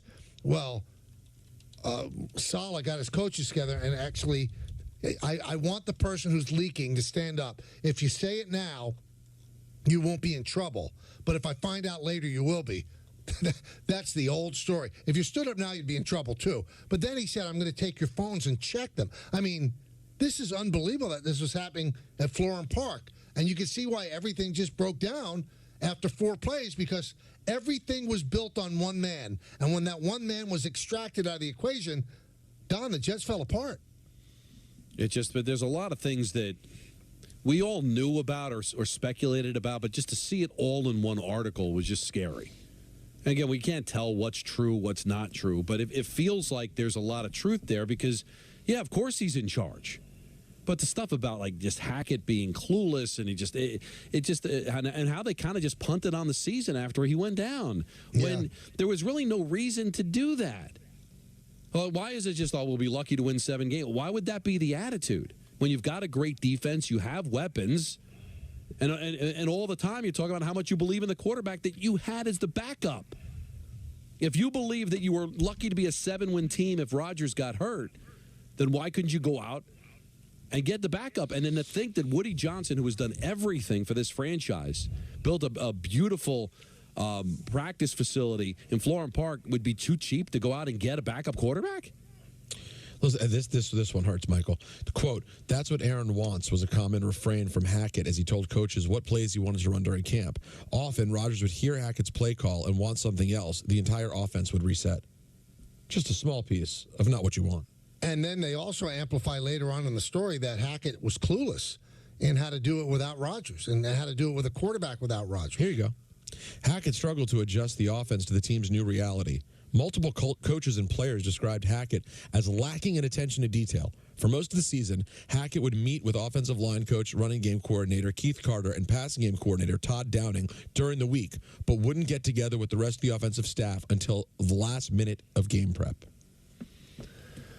Yeah, it's not pretty. Now, I put an ask out for Diana, and she has not answered. Because she was a co-writer of the story, and she seems to be locked in with the Jets because she's the one who broke the story that Wilson didn't want to go, and then that's also detailed in this story that he didn't want to play. He didn't want to play, and then he was kind of embarrassed, and I don't think he liked the fact that Rodgers tried to convince him to play, and then he ended up he did play. He played his best game against Houston, and then he got the concussion, and then he was done. But it shows a house of dysfunction. Yeah, What a great quote from Garrett Wilson. I feel like this is something that Don and you have said on the show. Garrett Wilson said, "Football hasn't been this hard. When I watch it on the sideline, it don't look that hard for the other team. So we got to figure out something to get it rolling no matter who is slinging it." Isn't that so true, Don? It's just everything looks offensively so hard for this team. Yeah, it's the Giants this year, too. I mean, that's why it was so frustrating to be a football fan in New York for the last few years. But, guys, is it really that necessary to just completely cave to Aaron? Like, where's he going? I know. No, I don't think he has other options. Yeah, I mean, he really had no other options. He wasn't going to get traded to San Francisco. He didn't want to stay in Green Bay. So he comes to the Jets, a very talented team. Did he come here because it was a talented team, or did he come here because he knew he'd be able to run the show? Is that his end game? He doesn't care about winning a championship, doesn't care about any of that. I just want to go someplace where it could be all about me. That's hard to believe. So you can't sit him down and say, let's come up with a plan here where it gives us the best chance to win. It can't just be you making all of the decisions. I have a general manager. I have the ability to go out and get another head coach. There's very talented winning head coaches that are available. You're not going to allow me to talk to Bill Belichick. You're not going to allow me to talk to Pete Carroll. You're not going to allow me to talk to any of these coaches. It's got to be Robert Saleh.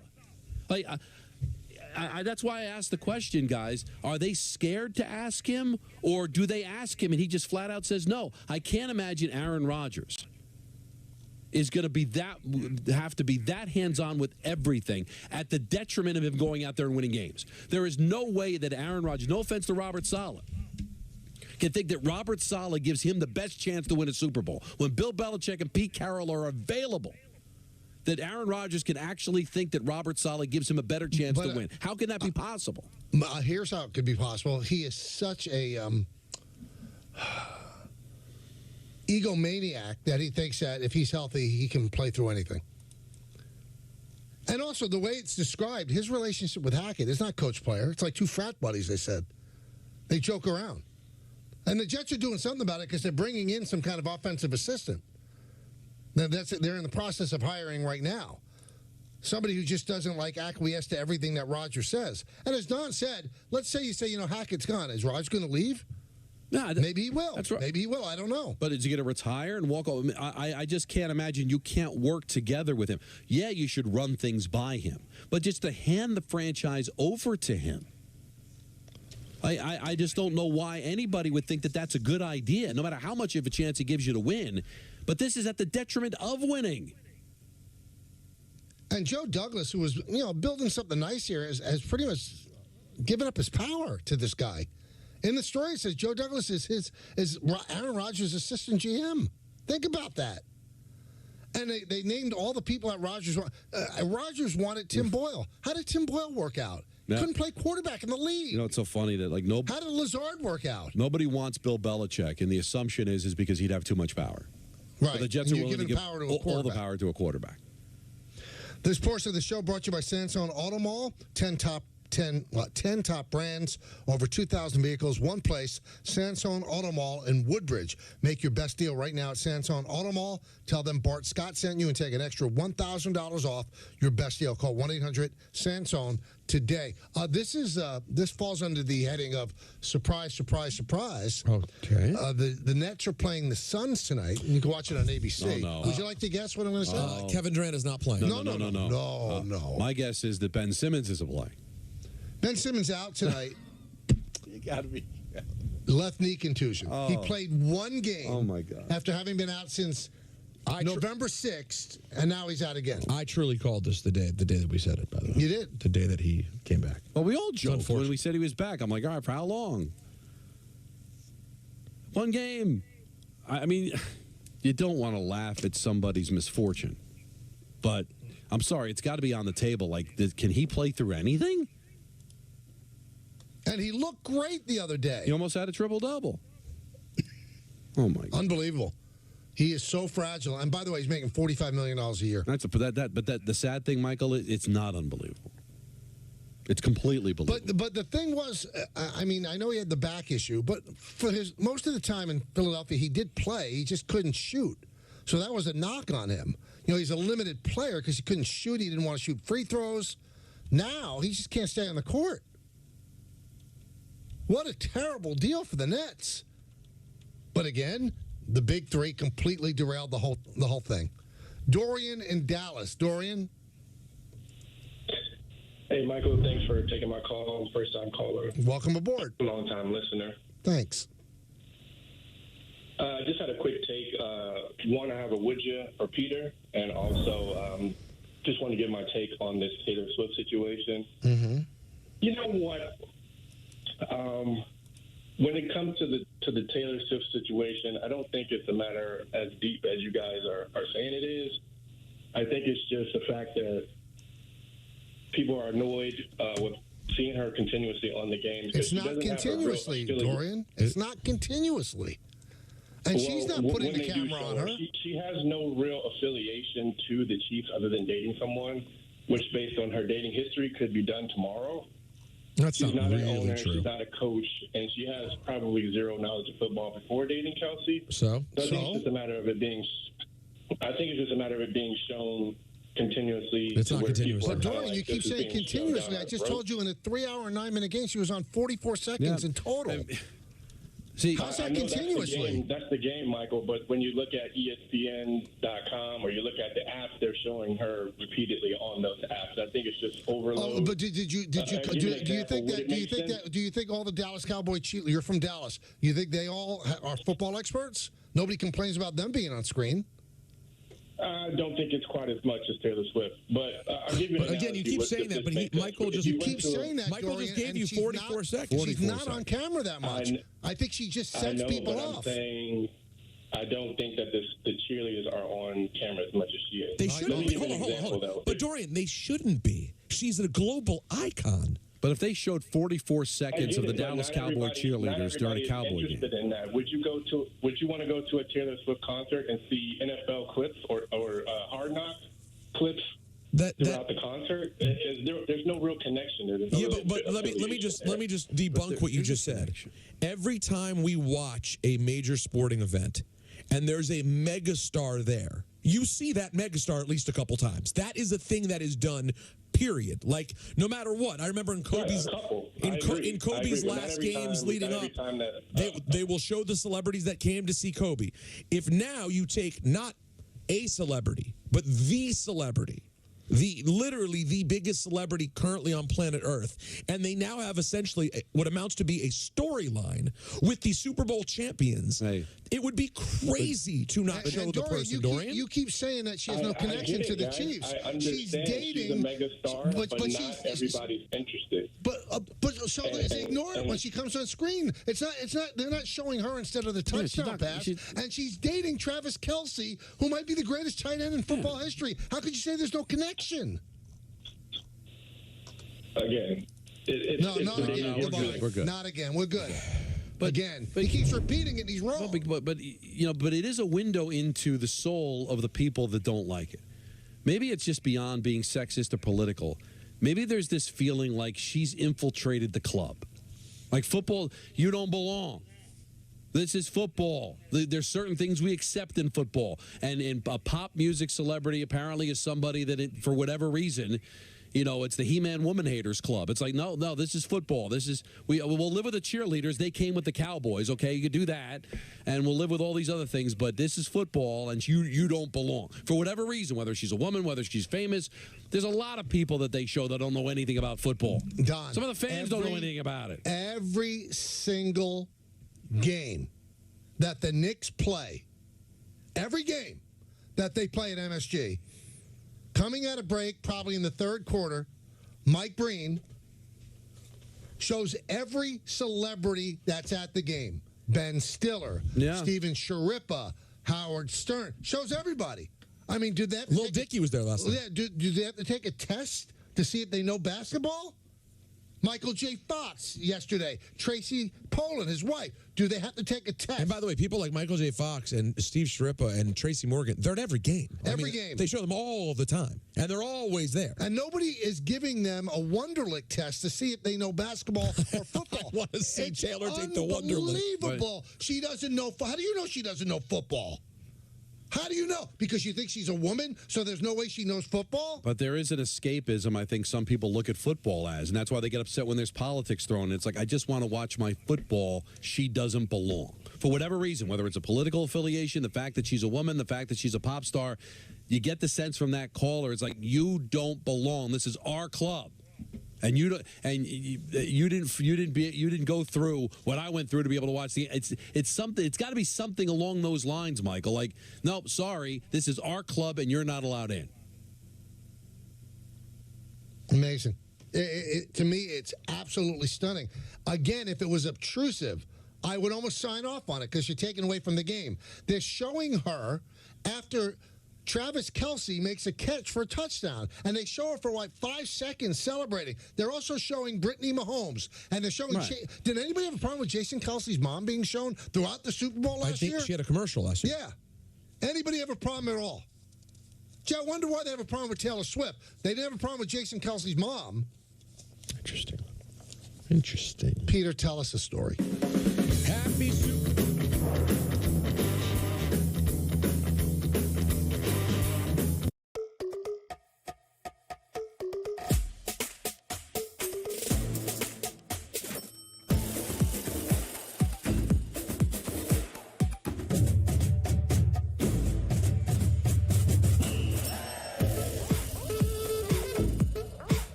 My favorite babysitter is Annalisa. She's pretty good. She's like my grandma. She says, "Hola, ¿Cómo estás? She plays with me. She helps you feel better. Bugs and insects are healthy for you. Amelia took us to the beach. She teaches me some gymnastics. We like color. We draw flowers and then we go skateboarding.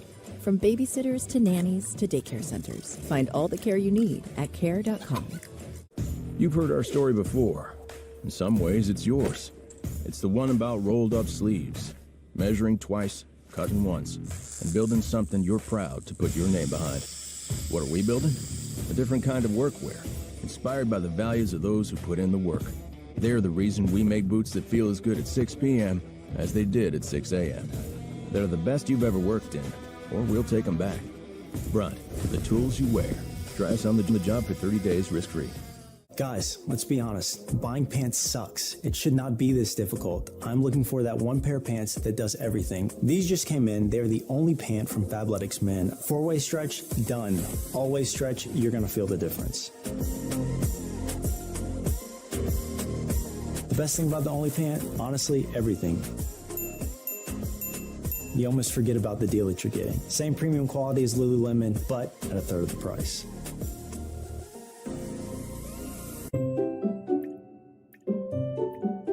Can a handyman fix my leaky faucet? How much does it cost to have my HVAC checked? How do I know I have mold? What do water pipes break? Home questions don't have to keep you up at night. Get peace of mind with Thumbtack. We'll connect you with local pros for any home project, from a small fix to a big remodel. See transparent prices, read verified reviews, and book with just a tap. Thumbtack, the easy way to care for your home. With ButcherBox, you never have to worry about what's for dinner. We deliver grass-fed beef, organic, free-range chicken, humanely raised pork, wild-caught seafood, and so much more. Get high-quality meat sourced from trusted partners with free shipping always, so you can always be prepared and enjoy the important things. Sign up for ButcherBox today. Get ready for the British Basketball League. 10 teams, one electrifying league. Global talent, local passion. The British Basketball League. Thanks. You're welcome. Get your emergency pizza to use in the future when you order Domino's online.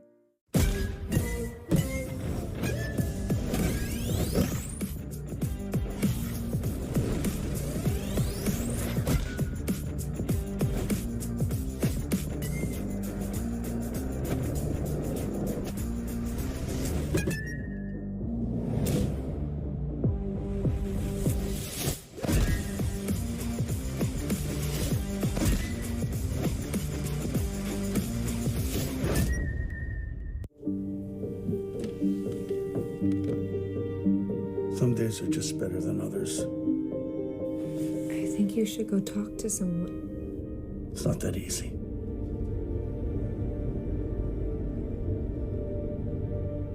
Have you been thinking about suicide? You can talk to me, Dad. It's been a tough couple of months.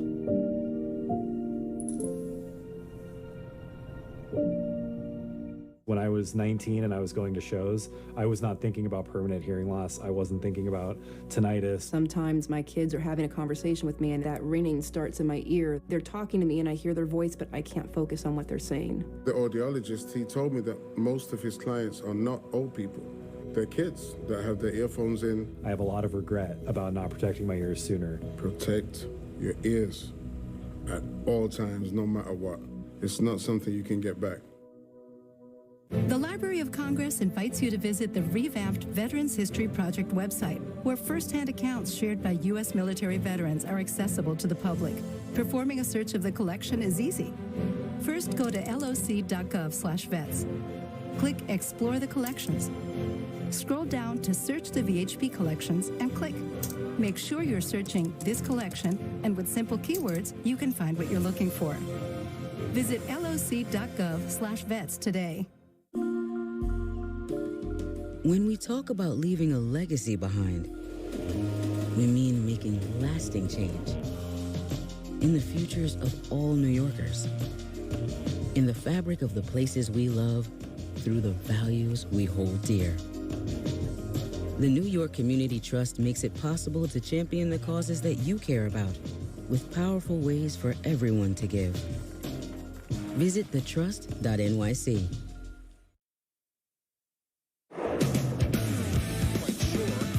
I don't know why they would cheer him. I don't know if they'd go out of their way to boo him, but he really didn't do much for the Nets, and then they left them high and dry. He just bailed. He bailed on them. Supposedly he was well-liked in the building. He treated people well, and that's something to be said. But if you're a Net fan, did he help your organization? No.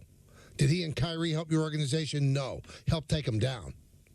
He helped put them in the situation they're in now, the 10th spot. That's what he did by bailing on them, by getting rid of assets to get him, getting rid of a coach to appease him, getting Harden to appease he and Kyrie, and then all three of them bailed. So they rearranged the furniture and they left before people showed up for the party. So does that deserve him being cheered tonight? No. I don't think so. No, what are you appreciating? The whole idea is to thank him and show appreciation for the time he spent here. What are you appreciating? But the run, what was it, to the second round? Yep. Listen, I'm a KD guy. Personally, love the man. But if I'm a Nets fan, like I don't know him, I'm just a Nets fan, there's nothing to cheer for. Gosh, I am so I really don't like sounding like the old boomer that Michael is. But man, sometimes this league and the way that athletes are handled now makes it impossible. Like everything. No one can play games. Everyone needs rest. Everyone is friends. There's no real rivalries. The players literally just get whatever coach they want. Everything has to be perfect. And then they have to get cheered no matter what the circumstance is. Right. Like, it doesn't, what's the point? Like, if we're going to treat everybody like that, when someone like Steph Curry deservedly gets a farewell tour, isn't it cheapened when we do this stuff? It's cheapened, guys. Can't we save it? Can't we save it for the people who literally deserve it?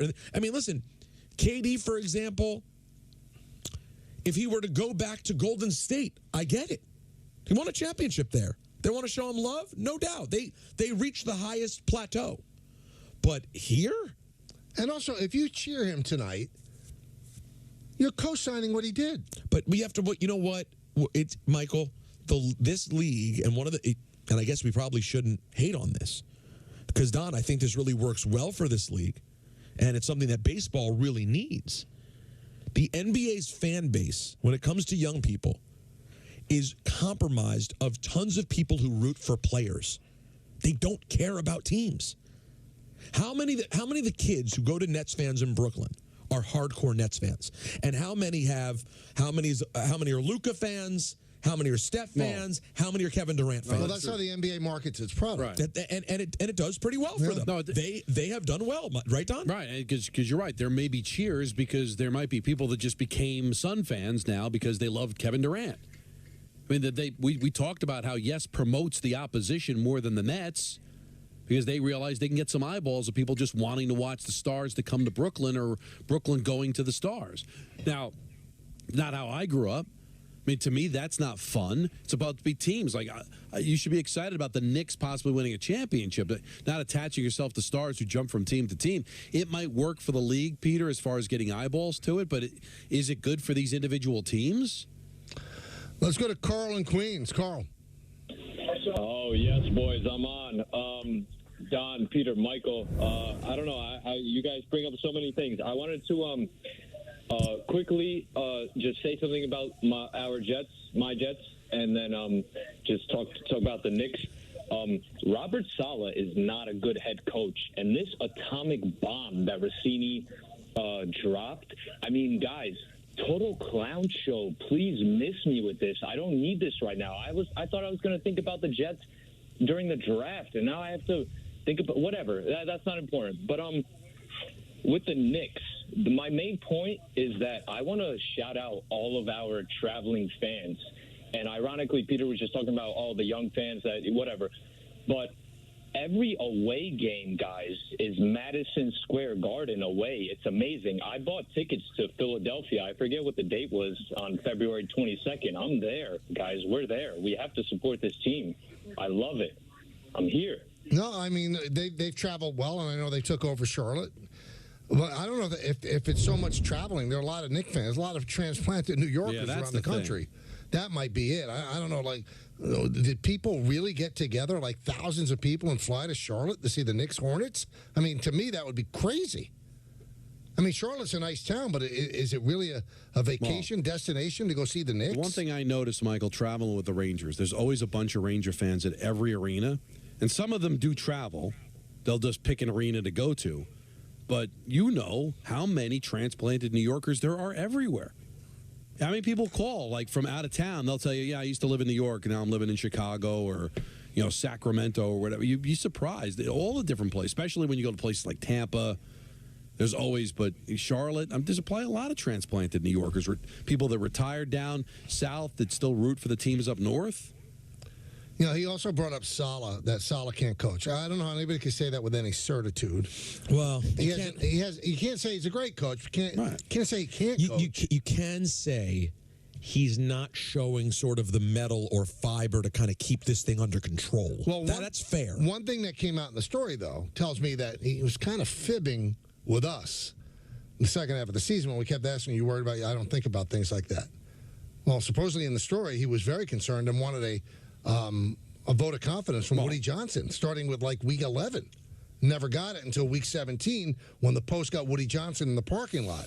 So to say you weren't even worried about it when you were looking for a vote of confidence, you obviously were worried about it. And that's normal. I guess you can't express it, but at the time we said there's no... I love when people say, I don't worry about things I can't control. I worry about things I can't control. I don't worry about things I can control. Well, we knew he was fibbing when he said it, Michael. You even called him out on it, but he wasn't going to admit it. But it's not even about whether you think he can coach or not. Can you do better? Is Vrabel a better coach? Yes. Is Carroll a better coach? Is Belichick a better coach? Come on. That's the thing. So even if you think he can coach, can we do better? In this short window we have with Aaron Rodgers, can we afford to not know about our coach? They were talking about it on the morning show. We even touched on it. The only coaches you could say that Saleh is definitively better than are all the coaches that are new and don't have a resume. Otherwise, every established coach in this league, you would take over Robert Saleh. And you've got 3 really good coaches available. 3 of them are all still available right now. And in the story, it says that Saleh is concerned that he's going to be the next Vic Fangio, who's a great defensive mind. And when he got a job as a coach, his quarterback situation was bad and he never got another shot. So obviously he's thinking about it a lot, that he already came up with a comp of Vic Fangio. Let's go to Jackie in Scotch Plains. Jackie. Hi, guys. How are you? Hi, I love Jackie. your show. Watch it every day. Thank you. Oh, you're welcome. I just have a hot take on the Taylor Swift situation. Okay. I think it's a lot like Justin Bieber in hockey and how fans treat the fact that he likes to go to games and watch the, his team and everything, the Maple Leafs. So I think undercurrent of if we condone these people liking our sport, then it makes us less of a man. And it's something I've experienced firsthand, commenting on forums and social media about hockey. I live, breathe the Rangers. I watch every hockey game that I can get my hands on TV. And when I make comments, there's always some jerks that say, well, what do you know? Or you have no idea. You're clueless. That's a shame. They say hockey's for everybody, but I think there's a lot of work to do and to make that all-inclusive. And I think that's true across the board in a lot of sports. You know what, Jackie, too? I see it with women in sports, sports media. Oh, yeah. They have to be, like, better than men to be accepted rather than just as good. I've seen over 37 years with Susan Waldman. Oh, yeah. How she's treated. And also, I'm not familiar with Justin Bieber. Is he looked down upon? I never noticed that, only because he's from Canada and he's a Leafs fan. So he's accepted, I think, by the community because he is a fan. Right. You know, when you see these guys, who was it? Machine Gun Kelly? Mm-hmm. He played one of the Winter Classics or Stadium Series, and he tweeted something out like, looking forward to halftime. Like, he obviously didn't know, so he got destroyed. Like, those are things like, why is he here? He's not even a fan of hockey. Why do they have him performing? But Justin Bieber's Canadian. He's a Leafs fan. I think he's accepted. But what you said about women, Michael, we can make mistakes, and it'll never be because we're a man. But when a woman makes a mistake, it's because she's a woman. And that's really unfair. But that's the way, unfortunately. And very consistent, too. Yeah, it's really a shame. But you just keep doing what you're doing, Jackie. I mean, believe me, I run into, there's a lot of women, especially, I think baseball and hockey, Michael, to me, just feel like it might have the highest percentage of women that root.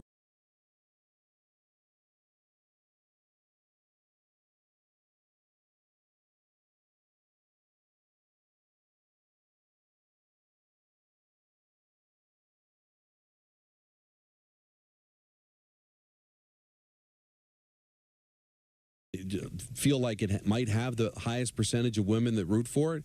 I don't know that for a fact, but just watching from the outside, it feels like that. And they're some of the most educated fans and passionate fans. You got to get over that, man. But it's been such a men's club, all the sports, forever. But football's probably the last one, right? Because it's so physical and so testosterone driven. Maybe that's the last pendulum to fall, but it's been an old man's club for a long time. Well, this new year, it's time to finally lose that weight the safe and natural way.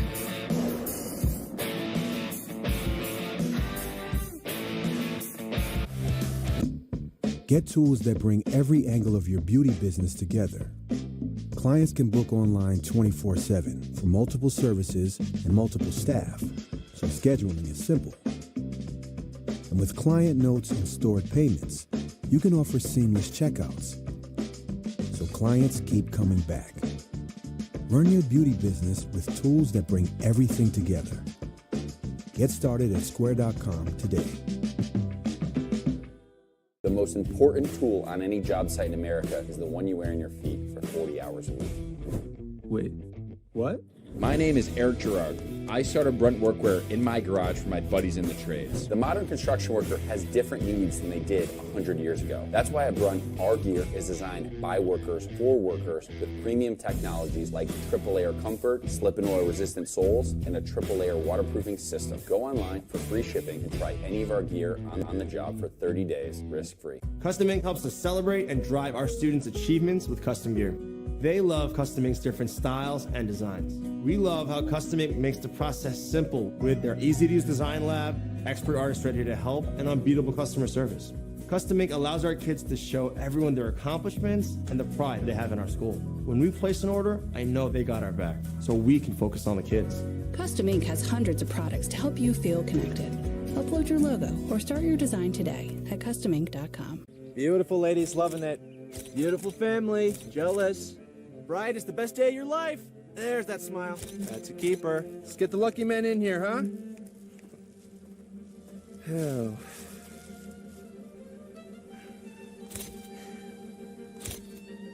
Ah, we got it. Groomsmen. Okay. Some days are just too important for a trashy suit. Read from thebblacktux.com. With ButcherBox, you never have to worry about what's for dinner. We deliver grass-fed beef, organic, free-range chicken, humanely raised pork, wild-caught seafood, and so much more. Get high-quality meat sourced from trusted partners with free shipping always, so you can always be prepared and enjoy the important things. Sign up for ButcherBox today. My favorite babysitter is Annalisa. She's pretty good. She's like my grandma. She says, "Hola, ¿cómo estás?" She plays with me. She helps you feel better. Bugs and insects are healthy for you. Amelia took us to the beach. She teaches me some gymnastics. We like color. We draw flowers, and then we go skateboarding. From babysitters to nannies to daycare centers, find all the care you need at care.com.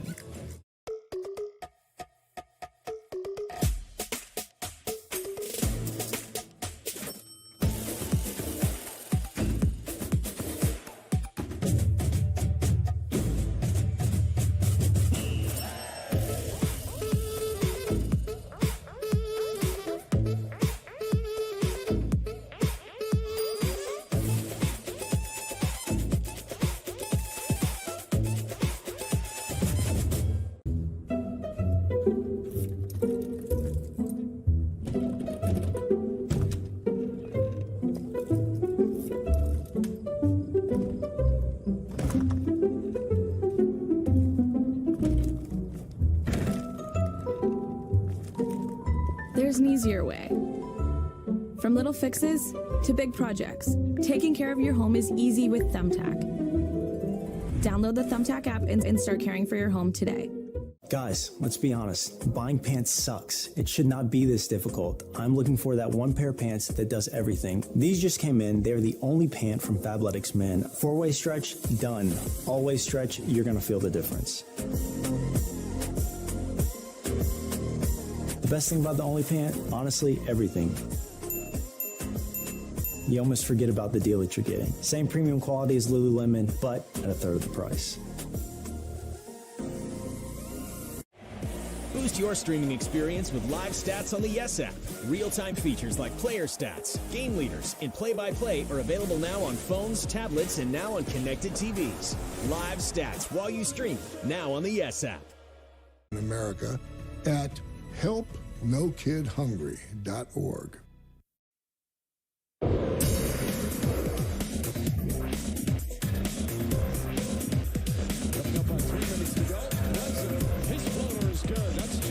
It's that deflected as Hartenstein with a double team. Gregson gets past Gunn. Layup is good and a foul. Deep down up top to Collins. Collins a contested three, and Chua did a good job coming out. Brunson stops. Three-pointers up. Got it.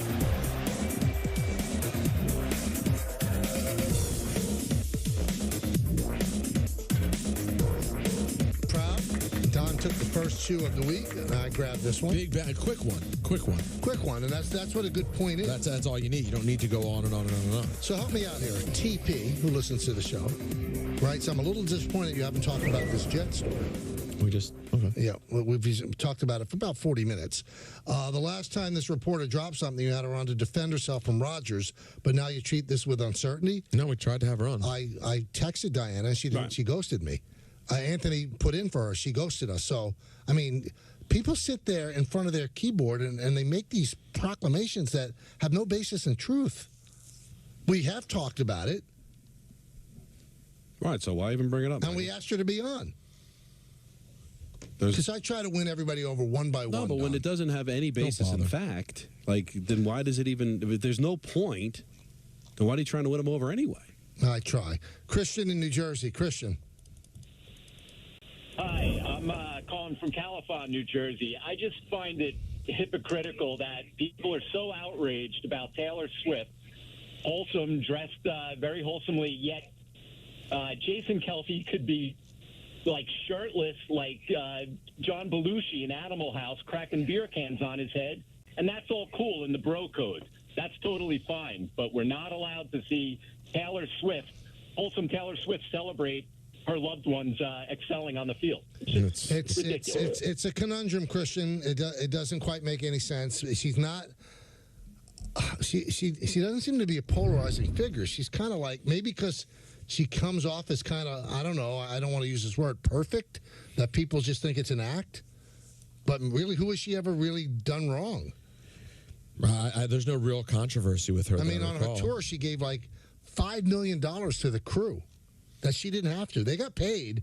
This was a bonus from her. I think like every significant person got $100,000. Because she took that money and just poured it back into them? Right. Because she made so this much? is for you. Thank you so much. A tip, if you will. A tip. Well, that's pretty good. I don't get it. That's why I bring it up as much as I do, because I don't get the hate. What has she done? Again, we're not getting tons of calls of people hating on her, though. Let's be honest. Let's go, because you know what? Because those people. Well, the guy from Dallas tried. He tried, but let's go to John in North Babylon. John. Hey, fellas, how you doing? Good. How are you? So good. You know, Don, you said a little earlier, and I agree with you. You know, there's other coaches out there that are better than Saleh, but talk about a conundrum. You know, what do you do if you fire Saleh, which they're probably not going to do because they gave him a vote of confidence? Is a Mike Vrabel or Belichick going to come here and have to keep Hackett? Or if they try to get rid of Hackett, then does Rodgers turn around and say, well, then screw this, I'm walking? Or is he going? It's retirement. He doesn't need this. Well, how would that look? He doesn't need it? Well, he could have stayed in Green Bay because he felt like it was over. It was time to move on. He goes to the Jets. Why? He could have retired. He decided he wanted to stick around. He wanted another Super Bowl, go to a talented team. I mean, guys, are you that worried he's just going to up and retire? How would that look for him? I want to stay. I leave Green Bay. I force my way out of there. I go to New York. I make all these demands. I'm basically the de facto general manager of the team. I get hurt 4 plays in. They let go of Robert Saleh, who at best is an unknown commodity, and then you walk away and retire? He would have egg all over his face. I don't think he'd retire, Don. He'd force his way out and go somewhere else. There'd be a team that would want him. Where are you going? There'd be a team that would want him. I mean, there's a lot of bad quarterback play. Well, you're not going anywhere unless I trade you. He could try to And they force his would. way out, but you know what? It takes 2 to tango. And as far as these new coaches coming in, I've said this before. They're smart people. If they want Aaron Rodgers to work, otherwise they wouldn't take the job. And if Hackett gets the best chance to make Aaron Rodgers work, wouldn't they at least be open to the discussion of keeping Nathaniel Hackett the OC? And in answer to the caller, too, you do this behind the scenes before you fire anybody. You see if somebody's interested, what the rules of engagement are. Would they keep Hackett? Do they want Rodgers? And Rodgers came out, after we were told that he was not going to be on Pat McAfee the rest of the football. He forced his way on the next day. That was unreal. To sing praises of Bill Belichick. I don't think he would rail against Bill Belichick getting the job. I don't think Bill Belichick would take the Jets job, probably. Maybe he wouldn't. No. But, and maybe they went behind the scenes and found out that he wouldn't take the job, but, Pete Carroll wouldn't come back. So these guys would rather not work than be a Jet coach? It's odd. It's odd. It's the final week of Superbox Bonanza 5. Each qualifier will take home a $25 Fanatics gift card, have a chance at one of 10 Superbox prizes. What number did Rodgers wear? Aaron, that's 8. Be caller number 8 right now at 888-987-ESPN to select a box for the big game with a chance to win $500 in the first and third quarters, $1,000 at halftime, and a final score payout of $2,000. It's all brought to you by Tullamore Dew Irish Whiskey and the brand new Tullamore Dew Honey and Security Dodge. Come get some. And we change lives with our promotions. Is that true? Because a guy called up earlier. We gave him tickets to a Drake concert 6 years ago. He took his girlfriend. Now it's his wife. On the first date. Now it's his wife. You kidding me? We changed lives. We created that marriage. And if they have children, we created those children. Those are K children, as we call them. Yes. When I'm getting ready for a game, I have to be prepared.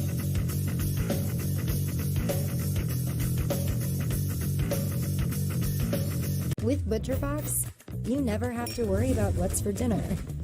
We deliver grass-fed beef, organic, free-range chicken, humanely raised pork, wild-caught seafood, and so much more. Get high-quality meat sourced from trusted partners with free shipping always.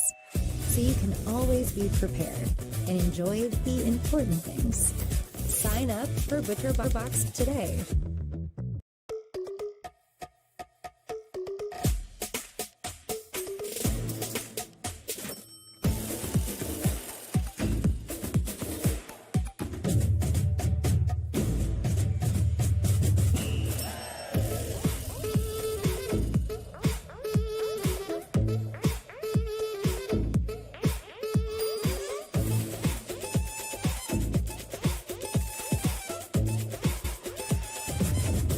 For far too long, millions of Americans have been strapping on uncomfortable work boots pushed by out-of-touch corporate types. Hey! To design boots and apparel that hardworking men and women actually want, you have to get on the job site and listen. And that's why Brunt names gear after guys like us. Apart from making our boots and apparel innovative, reliable, and insanely comfortable, we back all of our gear with a 30-day on-the-job risk-free trial. You deserve better. You deserve Brunt. Try any of Brunt's gear on the job for 30 days risk-free. Custom Ink helps us celebrate and drive our students' achievements with custom gear. They love Custom Ink's different styles and designs. We love how Custom Ink makes the process simple with their easy-to-use design lab, expert artists ready to help, and unbeatable customer service. Custom Ink allows our kids to show everyone their accomplishments and the pride they have in our school. When we place an order, I know they got our back, so we can focus on the kids. Custom Ink has hundreds of products to help you feel connected. Upload your logo or start your design today at customink.com. My favorite babysitter is Annalisa. She's pretty good. She's like my grandma. She says, "Hola, ¿cómo estás? She plays with me. She helps you feel better. Bugs and insects are healthy for you. Amelia took us to the beach. She teaches me some gymnastics. We like color. We draw flowers and then we go skateboarding. From babysitters to nannies to daycare centers, find all the care you need at care.com. You done yet? It's 2 a.m. Why are you still scrolling through videos? You're not paying me overtime here. If you really want to see something new, why not change those shades that have been broken for the past 2 years? Let's tap the Thumbtack app, and in a matter of seconds, we'll find a pro to install new shades. Okay.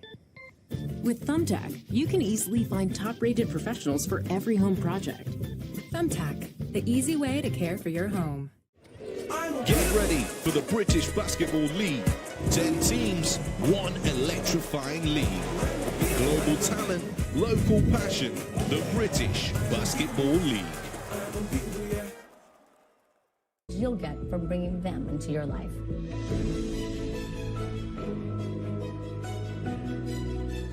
The heroes at American Humane have been helping animals for more than 140 years.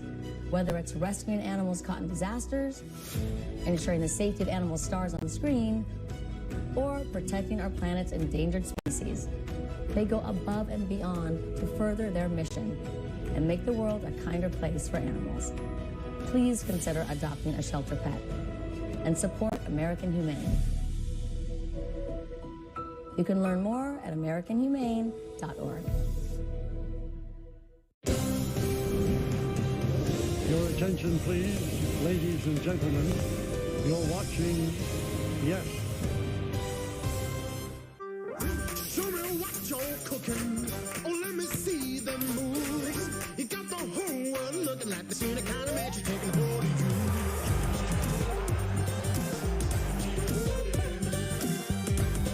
If you get Yes on TV, then you get the Yes app for free. Download now.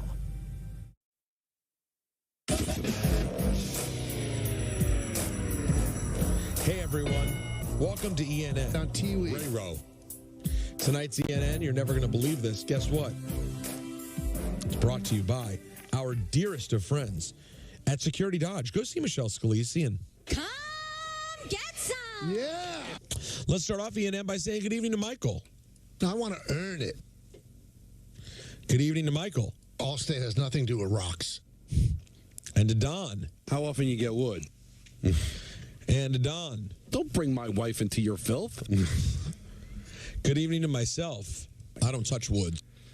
And also to myself. I'll take that, Dad bod.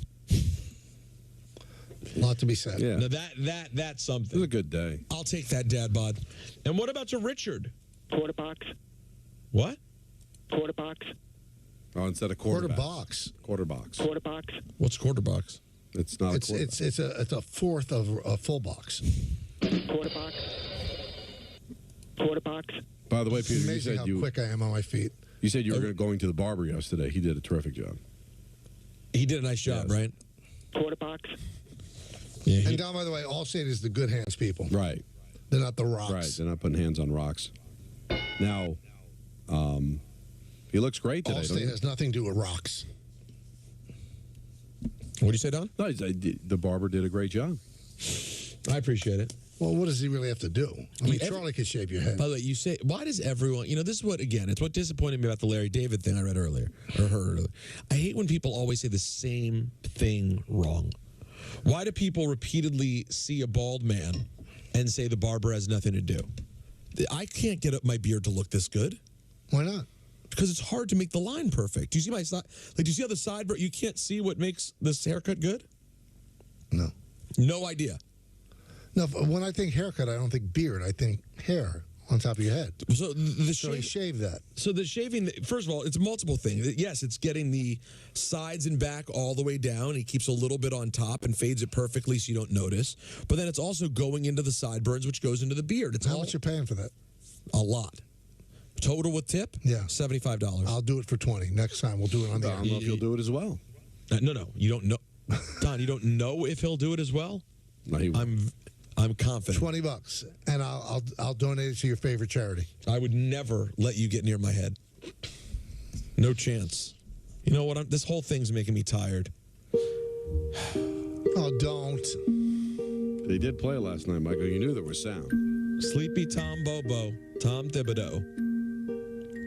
Our guys are playing hard. They're defending, they're rebounding, they're sharing the ball, they're playing smart, and they're playing tough. I think that goes a long way. They're bringing the best out of each other, but we still got a long way to go. Now, I know one thing that has to get them excited and more animated.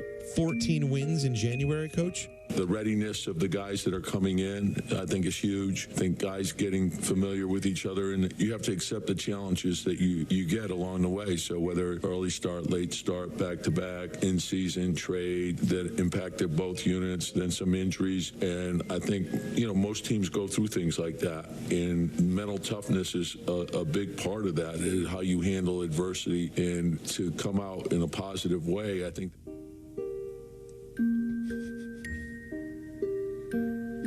That was the moment when collectively the entire media fell asleep. However, someone who brings the energy every time. Tim Legler on ESPN talking about your New York Knickerbockers. There's a simple rule in basketball. When you consistently play harder than your opponent, good things happen. That's who the Knicks are. They come to work every single night. It's the mentality of their coach. It's the mentality of their personnel and their best player. Jalen Brunson is just one of those guys that's very difficult to get off his game because he's too smart, he's too strong, his fundamentals are too good, and he's too highly skilled, honestly, and he's kind of built for this moment to be a leader of a team in this situation. So, look, they've got this stretch coming up without Randall. This team goes above 500 during that stretch, in large part to what Brunson's going to do offensively. Right. It's time. If they get through that and they get Randall back after the All-Star break. The New York Knicks are a team now you're going to have to start taking seriously as a legitimate contender in the Eastern Conference. Right. That's what they're starting to impress me with every night because they just come with the hard hats on every night. You can rarely say that about teams in the league anymore. We got legs, and we know how to use them. Oh, boy. Yeah. Kidding me? It is a shame, though, right? A shame. Or even though Tim was being complimentary, it is kind of a backhanded compliment to, well, yeah, they're winning because they're the only team that's trying. Don't you see what I'm saying? Like, he doesn't mean it that way, but isn't that what you're saying? Like, they bring it every night. So you're suggesting that they're going up against either lousy teams, or if they do beat a really good team, well, maybe that team didn't bring it. So you're complimenting them, but you're also suggesting that works because there are a lot of teams that don't bring it every single night. And that maybe the regular season could end up being a trap because once you get into a best of 7, that's not going to be the case. But I think it's unfair. We do know. I mean, come on, we do know there are NBA teams who don't bring it every night. I get it. But let's be real. So what you're suggesting is, and I'm not saying you're wrong, when they beat the heck out of the Nuggets, when they beat the heck out of the Sixers, that it's got to be disclaimed with, well, those teams probably didn't care. And maybe it's true. But in what other sport do you do that? So you can't even have a measuring stick. You can't even feel good about them winning in Philly, crushing the Nuggets. Oh, well, the Nuggets played the night before. But you can. But Don, that's the thing about going 14-2 in January. It's not like everyone took off. What you know is this team is bringing it every night. Now, maybe in an isolated game, you could take away some credit from the team. Oh, we don't know if they brought it or they brought it. But when you look at over the course of the season, Michael, you can tell this Knicks team is the real deal. And also, teams don't go into the Garden and bag it. Yeah, but listen, they're getting best effort. I mean, but the fact is, they didn't beat a Nuggets team that was on the second of back-to-backs and didn't care by 2 points. They thumped them. So that's got to count for something. So. Yeah, you're right, Peter. 14-2 should say that, but the fact that, like, whenever the Knicks get talked about nationally, it does feel like it's not all bought in. Oh, they bring it every night. Yeah, they bring it every night because they're good. Maybe they're 14-2 because they're legitimately good, not because they're the one team that brings it every night. You know what I'm saying? Why can't it be they were 14-2 in January? Because they are one of the best teams in the NBA, and since this trade, they are. Without question. So when is that going to be the fact instead of kind of explaining their good but? Because they've been bad for so long that it's hard to convince people. So what? The Bucks were bad before they got Giannis. What were the Celtics when Doc got there and they lost 17 straight games? I mean, everybody's got to start from somewhere. Yeah, but it's just so odd. They didn't make an earth-shattering deal where they brought in Embiid or a Giannis. They brought in OG Anunoby. It was a smart intuitive deal, which kind of catapulted them to the next level. It's not sexy, but that's the problem with this league, is that unless it's something really sexy and moves the needle, it's people like Yawn. So they've got to pulverize teams and win every single night, and yet it's still, well, because they're, because they bring it every night. And well, but come on, why can't you just say that maybe they are in the conversation of among the best teams in the NBA? Quarterbucks. I don't understand what he's saying there. They just said Bach instead of back. It's not brain surgery. Why are you trying to break it down? Don's got a little edge today. Don't you realize that? Quarterbacks. I honestly, I didn't remember that he said it, though. Quarterbacks. He said so many different things. Very quickly, too. The thing is that you probably did realize it, but then you get beat up with 17 straight points after that, and you don't even know what happened. Quarterbacks. He must be. I'd love to get my teeth fixed by him. Would you? Just to see what it's like. I would do it for the show. Like Don said, you do anything for good radio, I'd go to his practice. No, I want to earn it. I don't think it's far from our studios. We should just... What if he takes my insurance? All right, well, tomorrow. I'm back in tomorrow. You're in tomorrow. I don't need anything done. No, but we just swing by and say hello. Was he going to turn us away? We just go into the lobby? And he's a dentist that's on hold. Yeah, we just listen. He just comes onto our show. Why can't we just stumble into his office and ask him like rapid fire questions? Yeah, first time, long time patient. Yeah. How much for veneers? Right. I mean, it's cost more. Should I get caps? Should I get caps? Do you file down the teeth to a point? Veneers are better. I mean, I got a lot of questions. So many things to discuss. All right, guys. I told you earlier I was very upset to hear this. What happened? Larry David was on Bill Simmons' podcast. LD was on promoting the new season. And he's always hated podcasts, Larry. Yeah, so, well, apparently he also hates wrestling. You watch wrestling? Yeah. What is that? You're out on wrestling? Are you? What? What is this with you and wrestling? This goes back to being a kid. Yeah, I watched it when I was a kid, too. and then I realized it was fixed, and I stopped watching. It's performance. Oh, so you love the performance? Yeah, I don't think it's real. It's not like I'm like, oh, my God, I can't believe Roman Reigns won again. Yeah. No, it's. But they're all the same, aren't they? I mean, every match looks the same. There's some art to it. There's art in the storytelling, how they build arcs. It's not much different than what we're trying to do with Herb. Trying to build 2-3 month arcs with 2 characters and have these different matches. Like there's cool things to it. I can't say I'm watching Raw like every Monday night, but I always kind of semi know what's going on. My son got into it, which was great, but now he's out. Now my son's in MMA now. Stupid. But listen, you're watching this thing. Yeah, you know that it's not fixed, but the people who are there, they think it's real. Yeah. No, they do. Are you kidding? They go crazy. They wouldn't go crazy if they thought that it was real. Are you having an intervention right now at the wrestling audience? To. Netflix gave them $5 billion for Raw. It's like getting bigger and bigger. It's remarkable. Are you going to watch my... Very tough day for me. Very, very tough day for me to hear that from Larry. Come on. LD. He really thinks the whole crowd at a wrestling event in 2024 believes that it's not entertainment. They think they're at a live fight. They think it's like an MMA fight. There are a lot of things that's happening in the public square now that you say, well, they've got to know it's fake, and they don't. I try not to use the F word that you just used. But what do you mean? Are you referring to like reality shows and things of that nature? No, I'm referring to much deeper stuff. Really? Yeah. Yeah, he just got his own old school opinion. He doesn't follow it. Don't be mad at him. It's just that I'm not mad. A lot of people have that opinion because they just don't know it. Hopefully, I just wish he could see the art of it. There's so much great stuff about it from a performance standpoint. There's some things about it that make it unlike any other version of performance. The live aspect, the having to perform this thing at any moment live in front of millions on TV and in an audience. Plus, there's some people who are really entertaining, funny, and charismatic on the mic. Plus, the athleticism. Thank you very much. It's just so much. But anyways, listen, I won't judge LD for it. I'm not surprised. But that's always going to be the opinion of people that don't like something that they never got into in the first place. You know what I mean? Like, I hear that from people that don't like hockey. Well, no, everybody makes the playoffs. There's never any goals. There's nobody American. Like, it's all the same old tired arguments from years ago. And I don't get mad at it because they just don't follow it. And even if I convince them you're wrong on every point you just made, they're not going to go, okay, I'm going to like it now.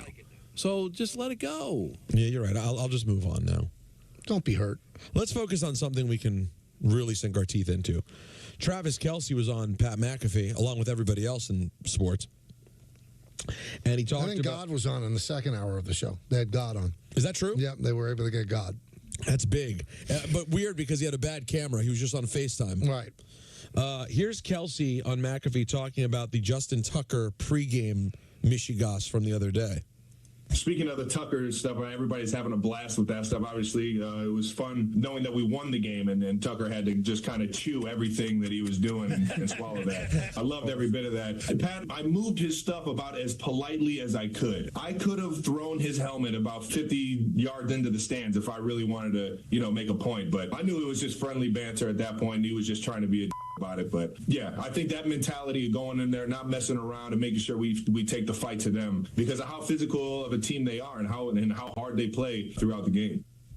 So he's saying it wasn't a big deal. Well, to him it was, and they won. Maybe Tucker thinks it was a big deal, and maybe Tucker has a lot of built-in, sadness about this for the way people treat kickers in the first place. That's the thing. I'm sure. Let's hear the Tucker version of it all, shall we, guys? For those that don't know, the way it works is each team's kicker goes to the other team's designated warm-up area on the field. And for me, it's usually about 90 minutes before kickoff. So I've been doing the exact same thing for 12 years. Never really had a problem with anybody. Yeah, that's just kind of the way we've always done it, and the way kickers around the league have always done it. And I saw Patrick there trying to warm up and get some drop backs. So he asked me while I was on the ground stretching, if I could move my helmet. So I happily got up and I moved my helmet out of the way. At least I thought it was enough out of the way. And then Travis comes over and he just kicks my stuff and he throws my helmet. And I just thought it was all just some gamesmanship, all in good fun. But they seem to be taking it a little bit more seriously. It seems more to me that he has no respect for kickers. That's what it is. He should kiss Harrison Butker's butt. It's great. And by the way, they're going to need Butker's butt. And Tucker's got a legit chance at the Hall of Fame. Also, he went on a kicker show. What do you think Pat McAfee is? Wait, Tucker, punter. He's still a kicker. Punter's maybe even lower on the list than kickers. Maybe. And by the way, you said Tucker may go to the Hall of Fame? Oh, he's going. He's the greatest of all time. The only reason I say may is just that not a lot of kickers go. Yeah, but he's going. But he should go. So, but it's still, I don't think he has. Is Vinatieri yet? No. Vinatieri's not in, right? Not that I'm aware of. No. I don't remember him going in. So it's not. It's that's not the absolute lock that you make it out to be. But Tucker had. If Tucker's not in the Hall of Fame, he's the best I've ever seen. Honestly, Vinatieri is eligible next year. He's eligible next year. So he should go. Is Pete Gogolak in, Don? Pete Gogolak? No, Pete Gogolak is not in. He's not even in the Giants Mosley, Ring of Honor. Don, is Mark Mosley in? No, he's a former MVP, you would think, but no, I don't believe so. I'm gonna look up the kickers that are in. Yeah, I'd like that information. Maybe Jan Ray Guy's in. Slinging Sammy Baugh, he could punt it too. You know what I mean? Do it all. Really? Oh, sure. Well, Ray Guy's in the Hall of Fame. He might be the only punter, Ray Guy. He is, I believe.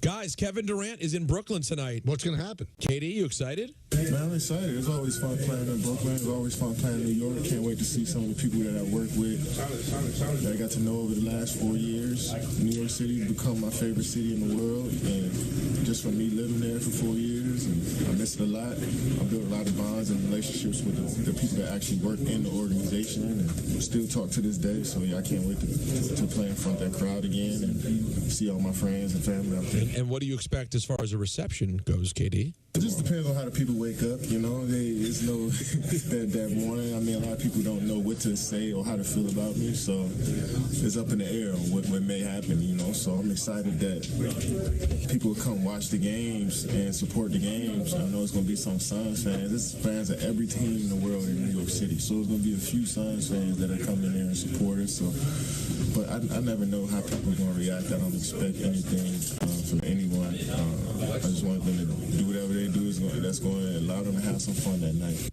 I'll tell you what, if he had the fortitude to do what he wanted to do and what his manager wanted him to do, be a god in a Knick uniform. I can make a god. He loves New York.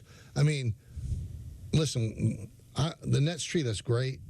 They're on yes like we're on yes. But the Knicks, it's a different situation. He would be at a level that he can't even comprehend, that he wasn't even in San Francisco. He's certainly not in Phoenix. I mean, basketball is king here. For him to play the way he plays in a New York Knicks uniform, if he was part of this renaissance, It would be, oh, man. But he had to follow Kyrie. Now, if there was somehow a way to get him here without losing, another major piece of this team. Would you trade Randall for him and 5 draft picks? Yes. He's older. I know. Yes. Would you? I think I would. And then, Don, if you take this team minus Randall plus KD, are they championship contenders? Yes. Yeah, I think so. If he's healthy. Yes. And no disrespect to Randall, who I think is a great part of this team. But Kevin Durant's one of the greatest players who ever lived. Correct. Yeah, that's Julius is an all-star, all-pro. Yeah, that's no disrespect to Randall. But it's not he's not one of the greatest players who ever lived. It would be an upgrade. By the way, kickers in the Hall of Fame, Lou the Togroza.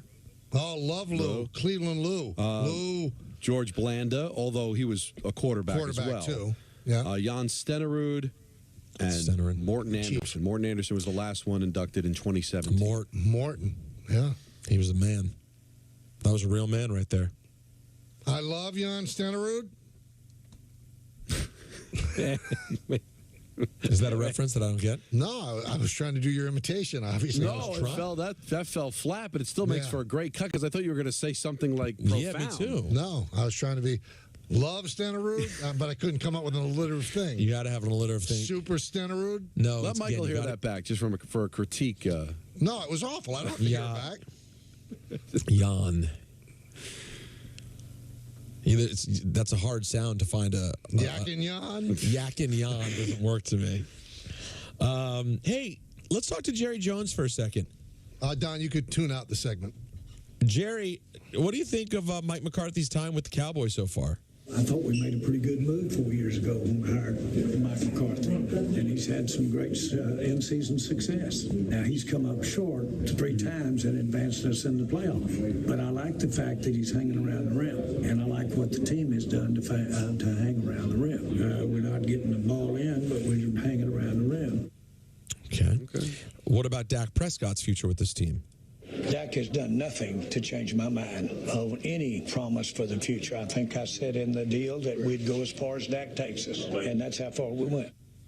It's amazing, if you think about it. Owners never talk, and when they talk, they give you pap. It's almost like he talks too much that you want him to stop. Yeah, but there's nothing he won't address. But it is refreshing, too. It is. I will say, as much as I have a distaste for Jerry, I don't. I like that right there he just was honest about both. Yeah, we're getting close. That's why I'm staying with McCarthy. I love Dak. That's who I want. Sounds like he's lowering the bar a bit. That doesn't sound like somebody that's like Super Bowl or bust. No. It sounds like the guy that likes his team and maybe is a little afraid that if he makes a major move, they'll take a step back. If he was Super Bowl or bust, he would have hired Belichick. He's got to be because he's got the strong will. The Belichick's not going to run over him. Parcells didn't run over him. And you can't tell me, well, Belichick wants to win games. Being a Cowboy coach would ensure that he would win games and have a chance to win a Super Bowl. There's no way he'd say no because I want to have all the power. Because there's no coach in the world that's going to have all the power when they are the Cowboys coach. You're just not. You know the rules of engagement going in. I love Jan Stenerud. Awful. It might be time. You know what? I almost admire the try, Peter. Because you know what gets me, Don? I envy people that can do imitations, and I'm just so bad at it. Other than my Marv, that's all I can really do. And everyone can do Marv, let's be honest. Right, and Marv is something that most people can do. Although Trump's pretty common, too. No, I couldn't do it. I'm not reinventing the wheel of impersonations. Your earpiece fell out. Yeah, I know. You really have a lot of problems with that. Yeah. It's been really, really tough for me. What's going to happen with the Don's going to tell you, why don't you just wear headphones? You don't have hair. I don't get it. I really do. The problems he's had with that, Michael, I don't know what he's doing. No. I really don't know what he's doing. It is a bit of a weird take by him. Yeah, it may be time to just move on because this one has just been driving me absolutely nutty. Well, yeah. What a fool believes he sees.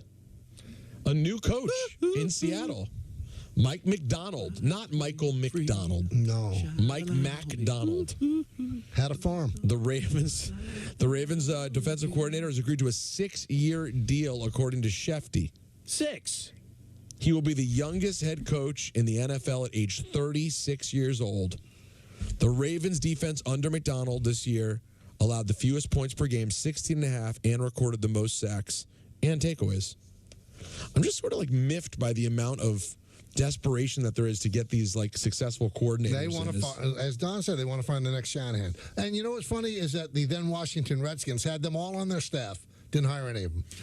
Well, Shanahan would have been impossible. McVay, Shanahan. Remember, those were the Snyder years. Yeah. And he didn't like Mike Shanahan. It's almost to the level of the Giants not hiring Landry or Vince Lombardi. No, it really is. Yeah, It's in that category. That'll do it for ENN. It's brought to you by our friends over at Security Dodge. Shop 24/7 at securitydodge.com during their Starting Something New sales event. Phenomenal. Thank you. Really phenomenal. All right, so ABC has the Suns and the Nets tonight at 8:30. You throw out the record books. Yeah, you do. And, I'm going to tune in just to hear how they receive Kevin Durant. The old reception? Yeah. Sure. A lot of stuff to do. The latest on the Super Bowl coming up tomorrow, as we get closer and closer. Knicks may win again, even if they don't play tonight. Yeah. That's how hot. So they'll be 15-2 in January. That's what I'm saying. Interesting. In the words of Billy Joel, life is a series of hellos and goodbyes. I'm afraid.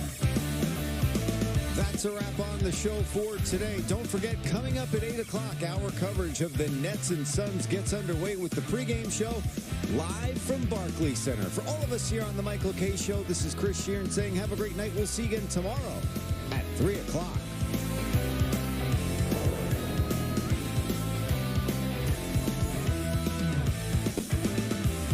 With ButcherBox, you never have to worry about what's for dinner. We deliver grass-fed beef, organic free-range chicken, humanely raised pork, wild-caught seafood, and so much more. Get high-quality meat sourced from trusted partners with free shipping always, so you can always be prepared and enjoy the important things. Sign up for ButcherBox today. Jeff has a problem. It started when he ordered his Brunt work boots. He's beating them up 14 hours a day, going on about how they're comfortable as sneakers, but he never takes them off. At my place, with his buddies, at night, I caught him in the shower, and he just goes, "What? They're waterproof." I don't know if we're gonna make it through the 30-day risk-free trial. Of course they will, babe. They're super durable. I'm not talking about the boots, Jeff. Brunt, the tools you wear. Try us on the job for 30 days risk-free. So, you need a suit. A tux even? Maybe you got invited to a fancy party. Or you're someone's plus one. And the last time you resorted to a warehouse, you didn't like the way you looked. This time, get a better suit from the Black Tux. And we'll deliver it with time to spare. Try it on. If the fit isn't right, we'll replace it right away, for free. And on the big day, you'll look as great as you feel. With the Black Tux, it's easy to look your best for every occasion. TheBlackTux.com. Formal wear for the moment. My favorite babysitter is Annalisa. She's pretty good. She's like my grandma. She says, "Hola, ¿cómo estás?" She plays with me. She helps you feel better. Bugs and insects are healthy for you. Amelia took us to the beach. She teaches me some gymnastics. We color. We draw flowers, and then we go skateboarding. From babysitters to nannies to daycare centers, find all the care you need at care.com. Guys, let's be honest. Buying pants sucks. It should not be this difficult. I'm looking for that one pair of pants that does everything. These just came in. They're the only pant from Fabletics Men. 4-way stretch, done. All-way stretch, you're going to feel the difference. The best thing about the Only Pant, honestly, everything. You almost forget about the deal that you're getting. Same premium quality as Lululemon, but at a third of the price.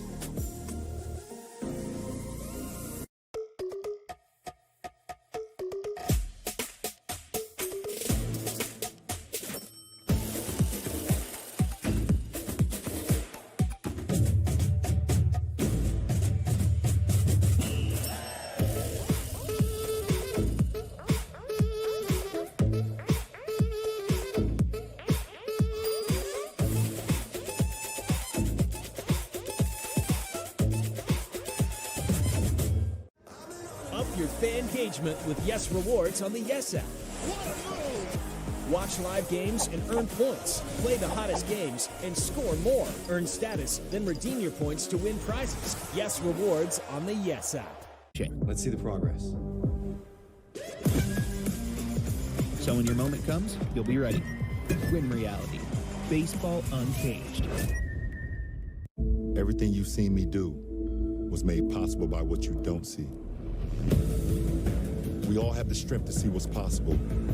It's up to us to unlock it. Tonal, be your strongest. Pan pizza is Domino's best kept secret. It's handmade with fresh, never frozen dough, has 2 layers of cheese, toppings to the edge, and a crust that's golden and crispy. Well, consider the secret out. Order your favorite pan pizza or try it today for the first time at Domino's. My dad, he's a double amputee, and he's one of my favorite people in the world. To me, a hero is someone who fights for our country and freedom. My dad is a hero. Homes for Our Troops built this house, and it's basically made for him. My dad can get through the wide doorways. When he is making our lunch, he can reach anything we need. He'll help me build tiny projects. Life is good here. Without Homes for Our Troops, we'd be living in a home that didn't have all these features that helped him. Homes for Our Troops builds and donates specially adapted custom homes nationwide for severely injured post-9/11 veterans and enables them to rebuild their lives. If they get a new house like this one, it'll help them do normal life.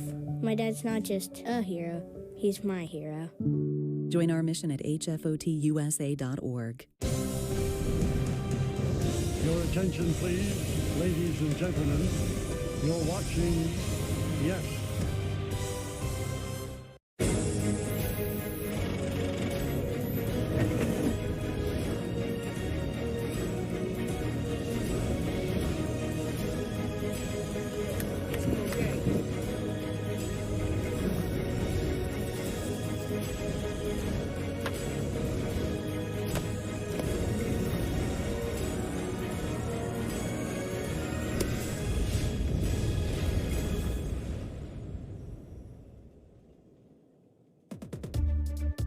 Even when you weren't getting the results on the field, I felt like I was doing the right things. I felt like I knew that I had a really good support system and we were working on the right things. That obviously it was frustrating that you weren't getting the results, but I felt like if I kept putting in the work, kept trusting it, that everything was going to come, and if anything, I was going to learn what works and what doesn't. And looking back, it was frustrating in the time, but I think now, being able to look back, I'm definitely grateful to be able to go through that.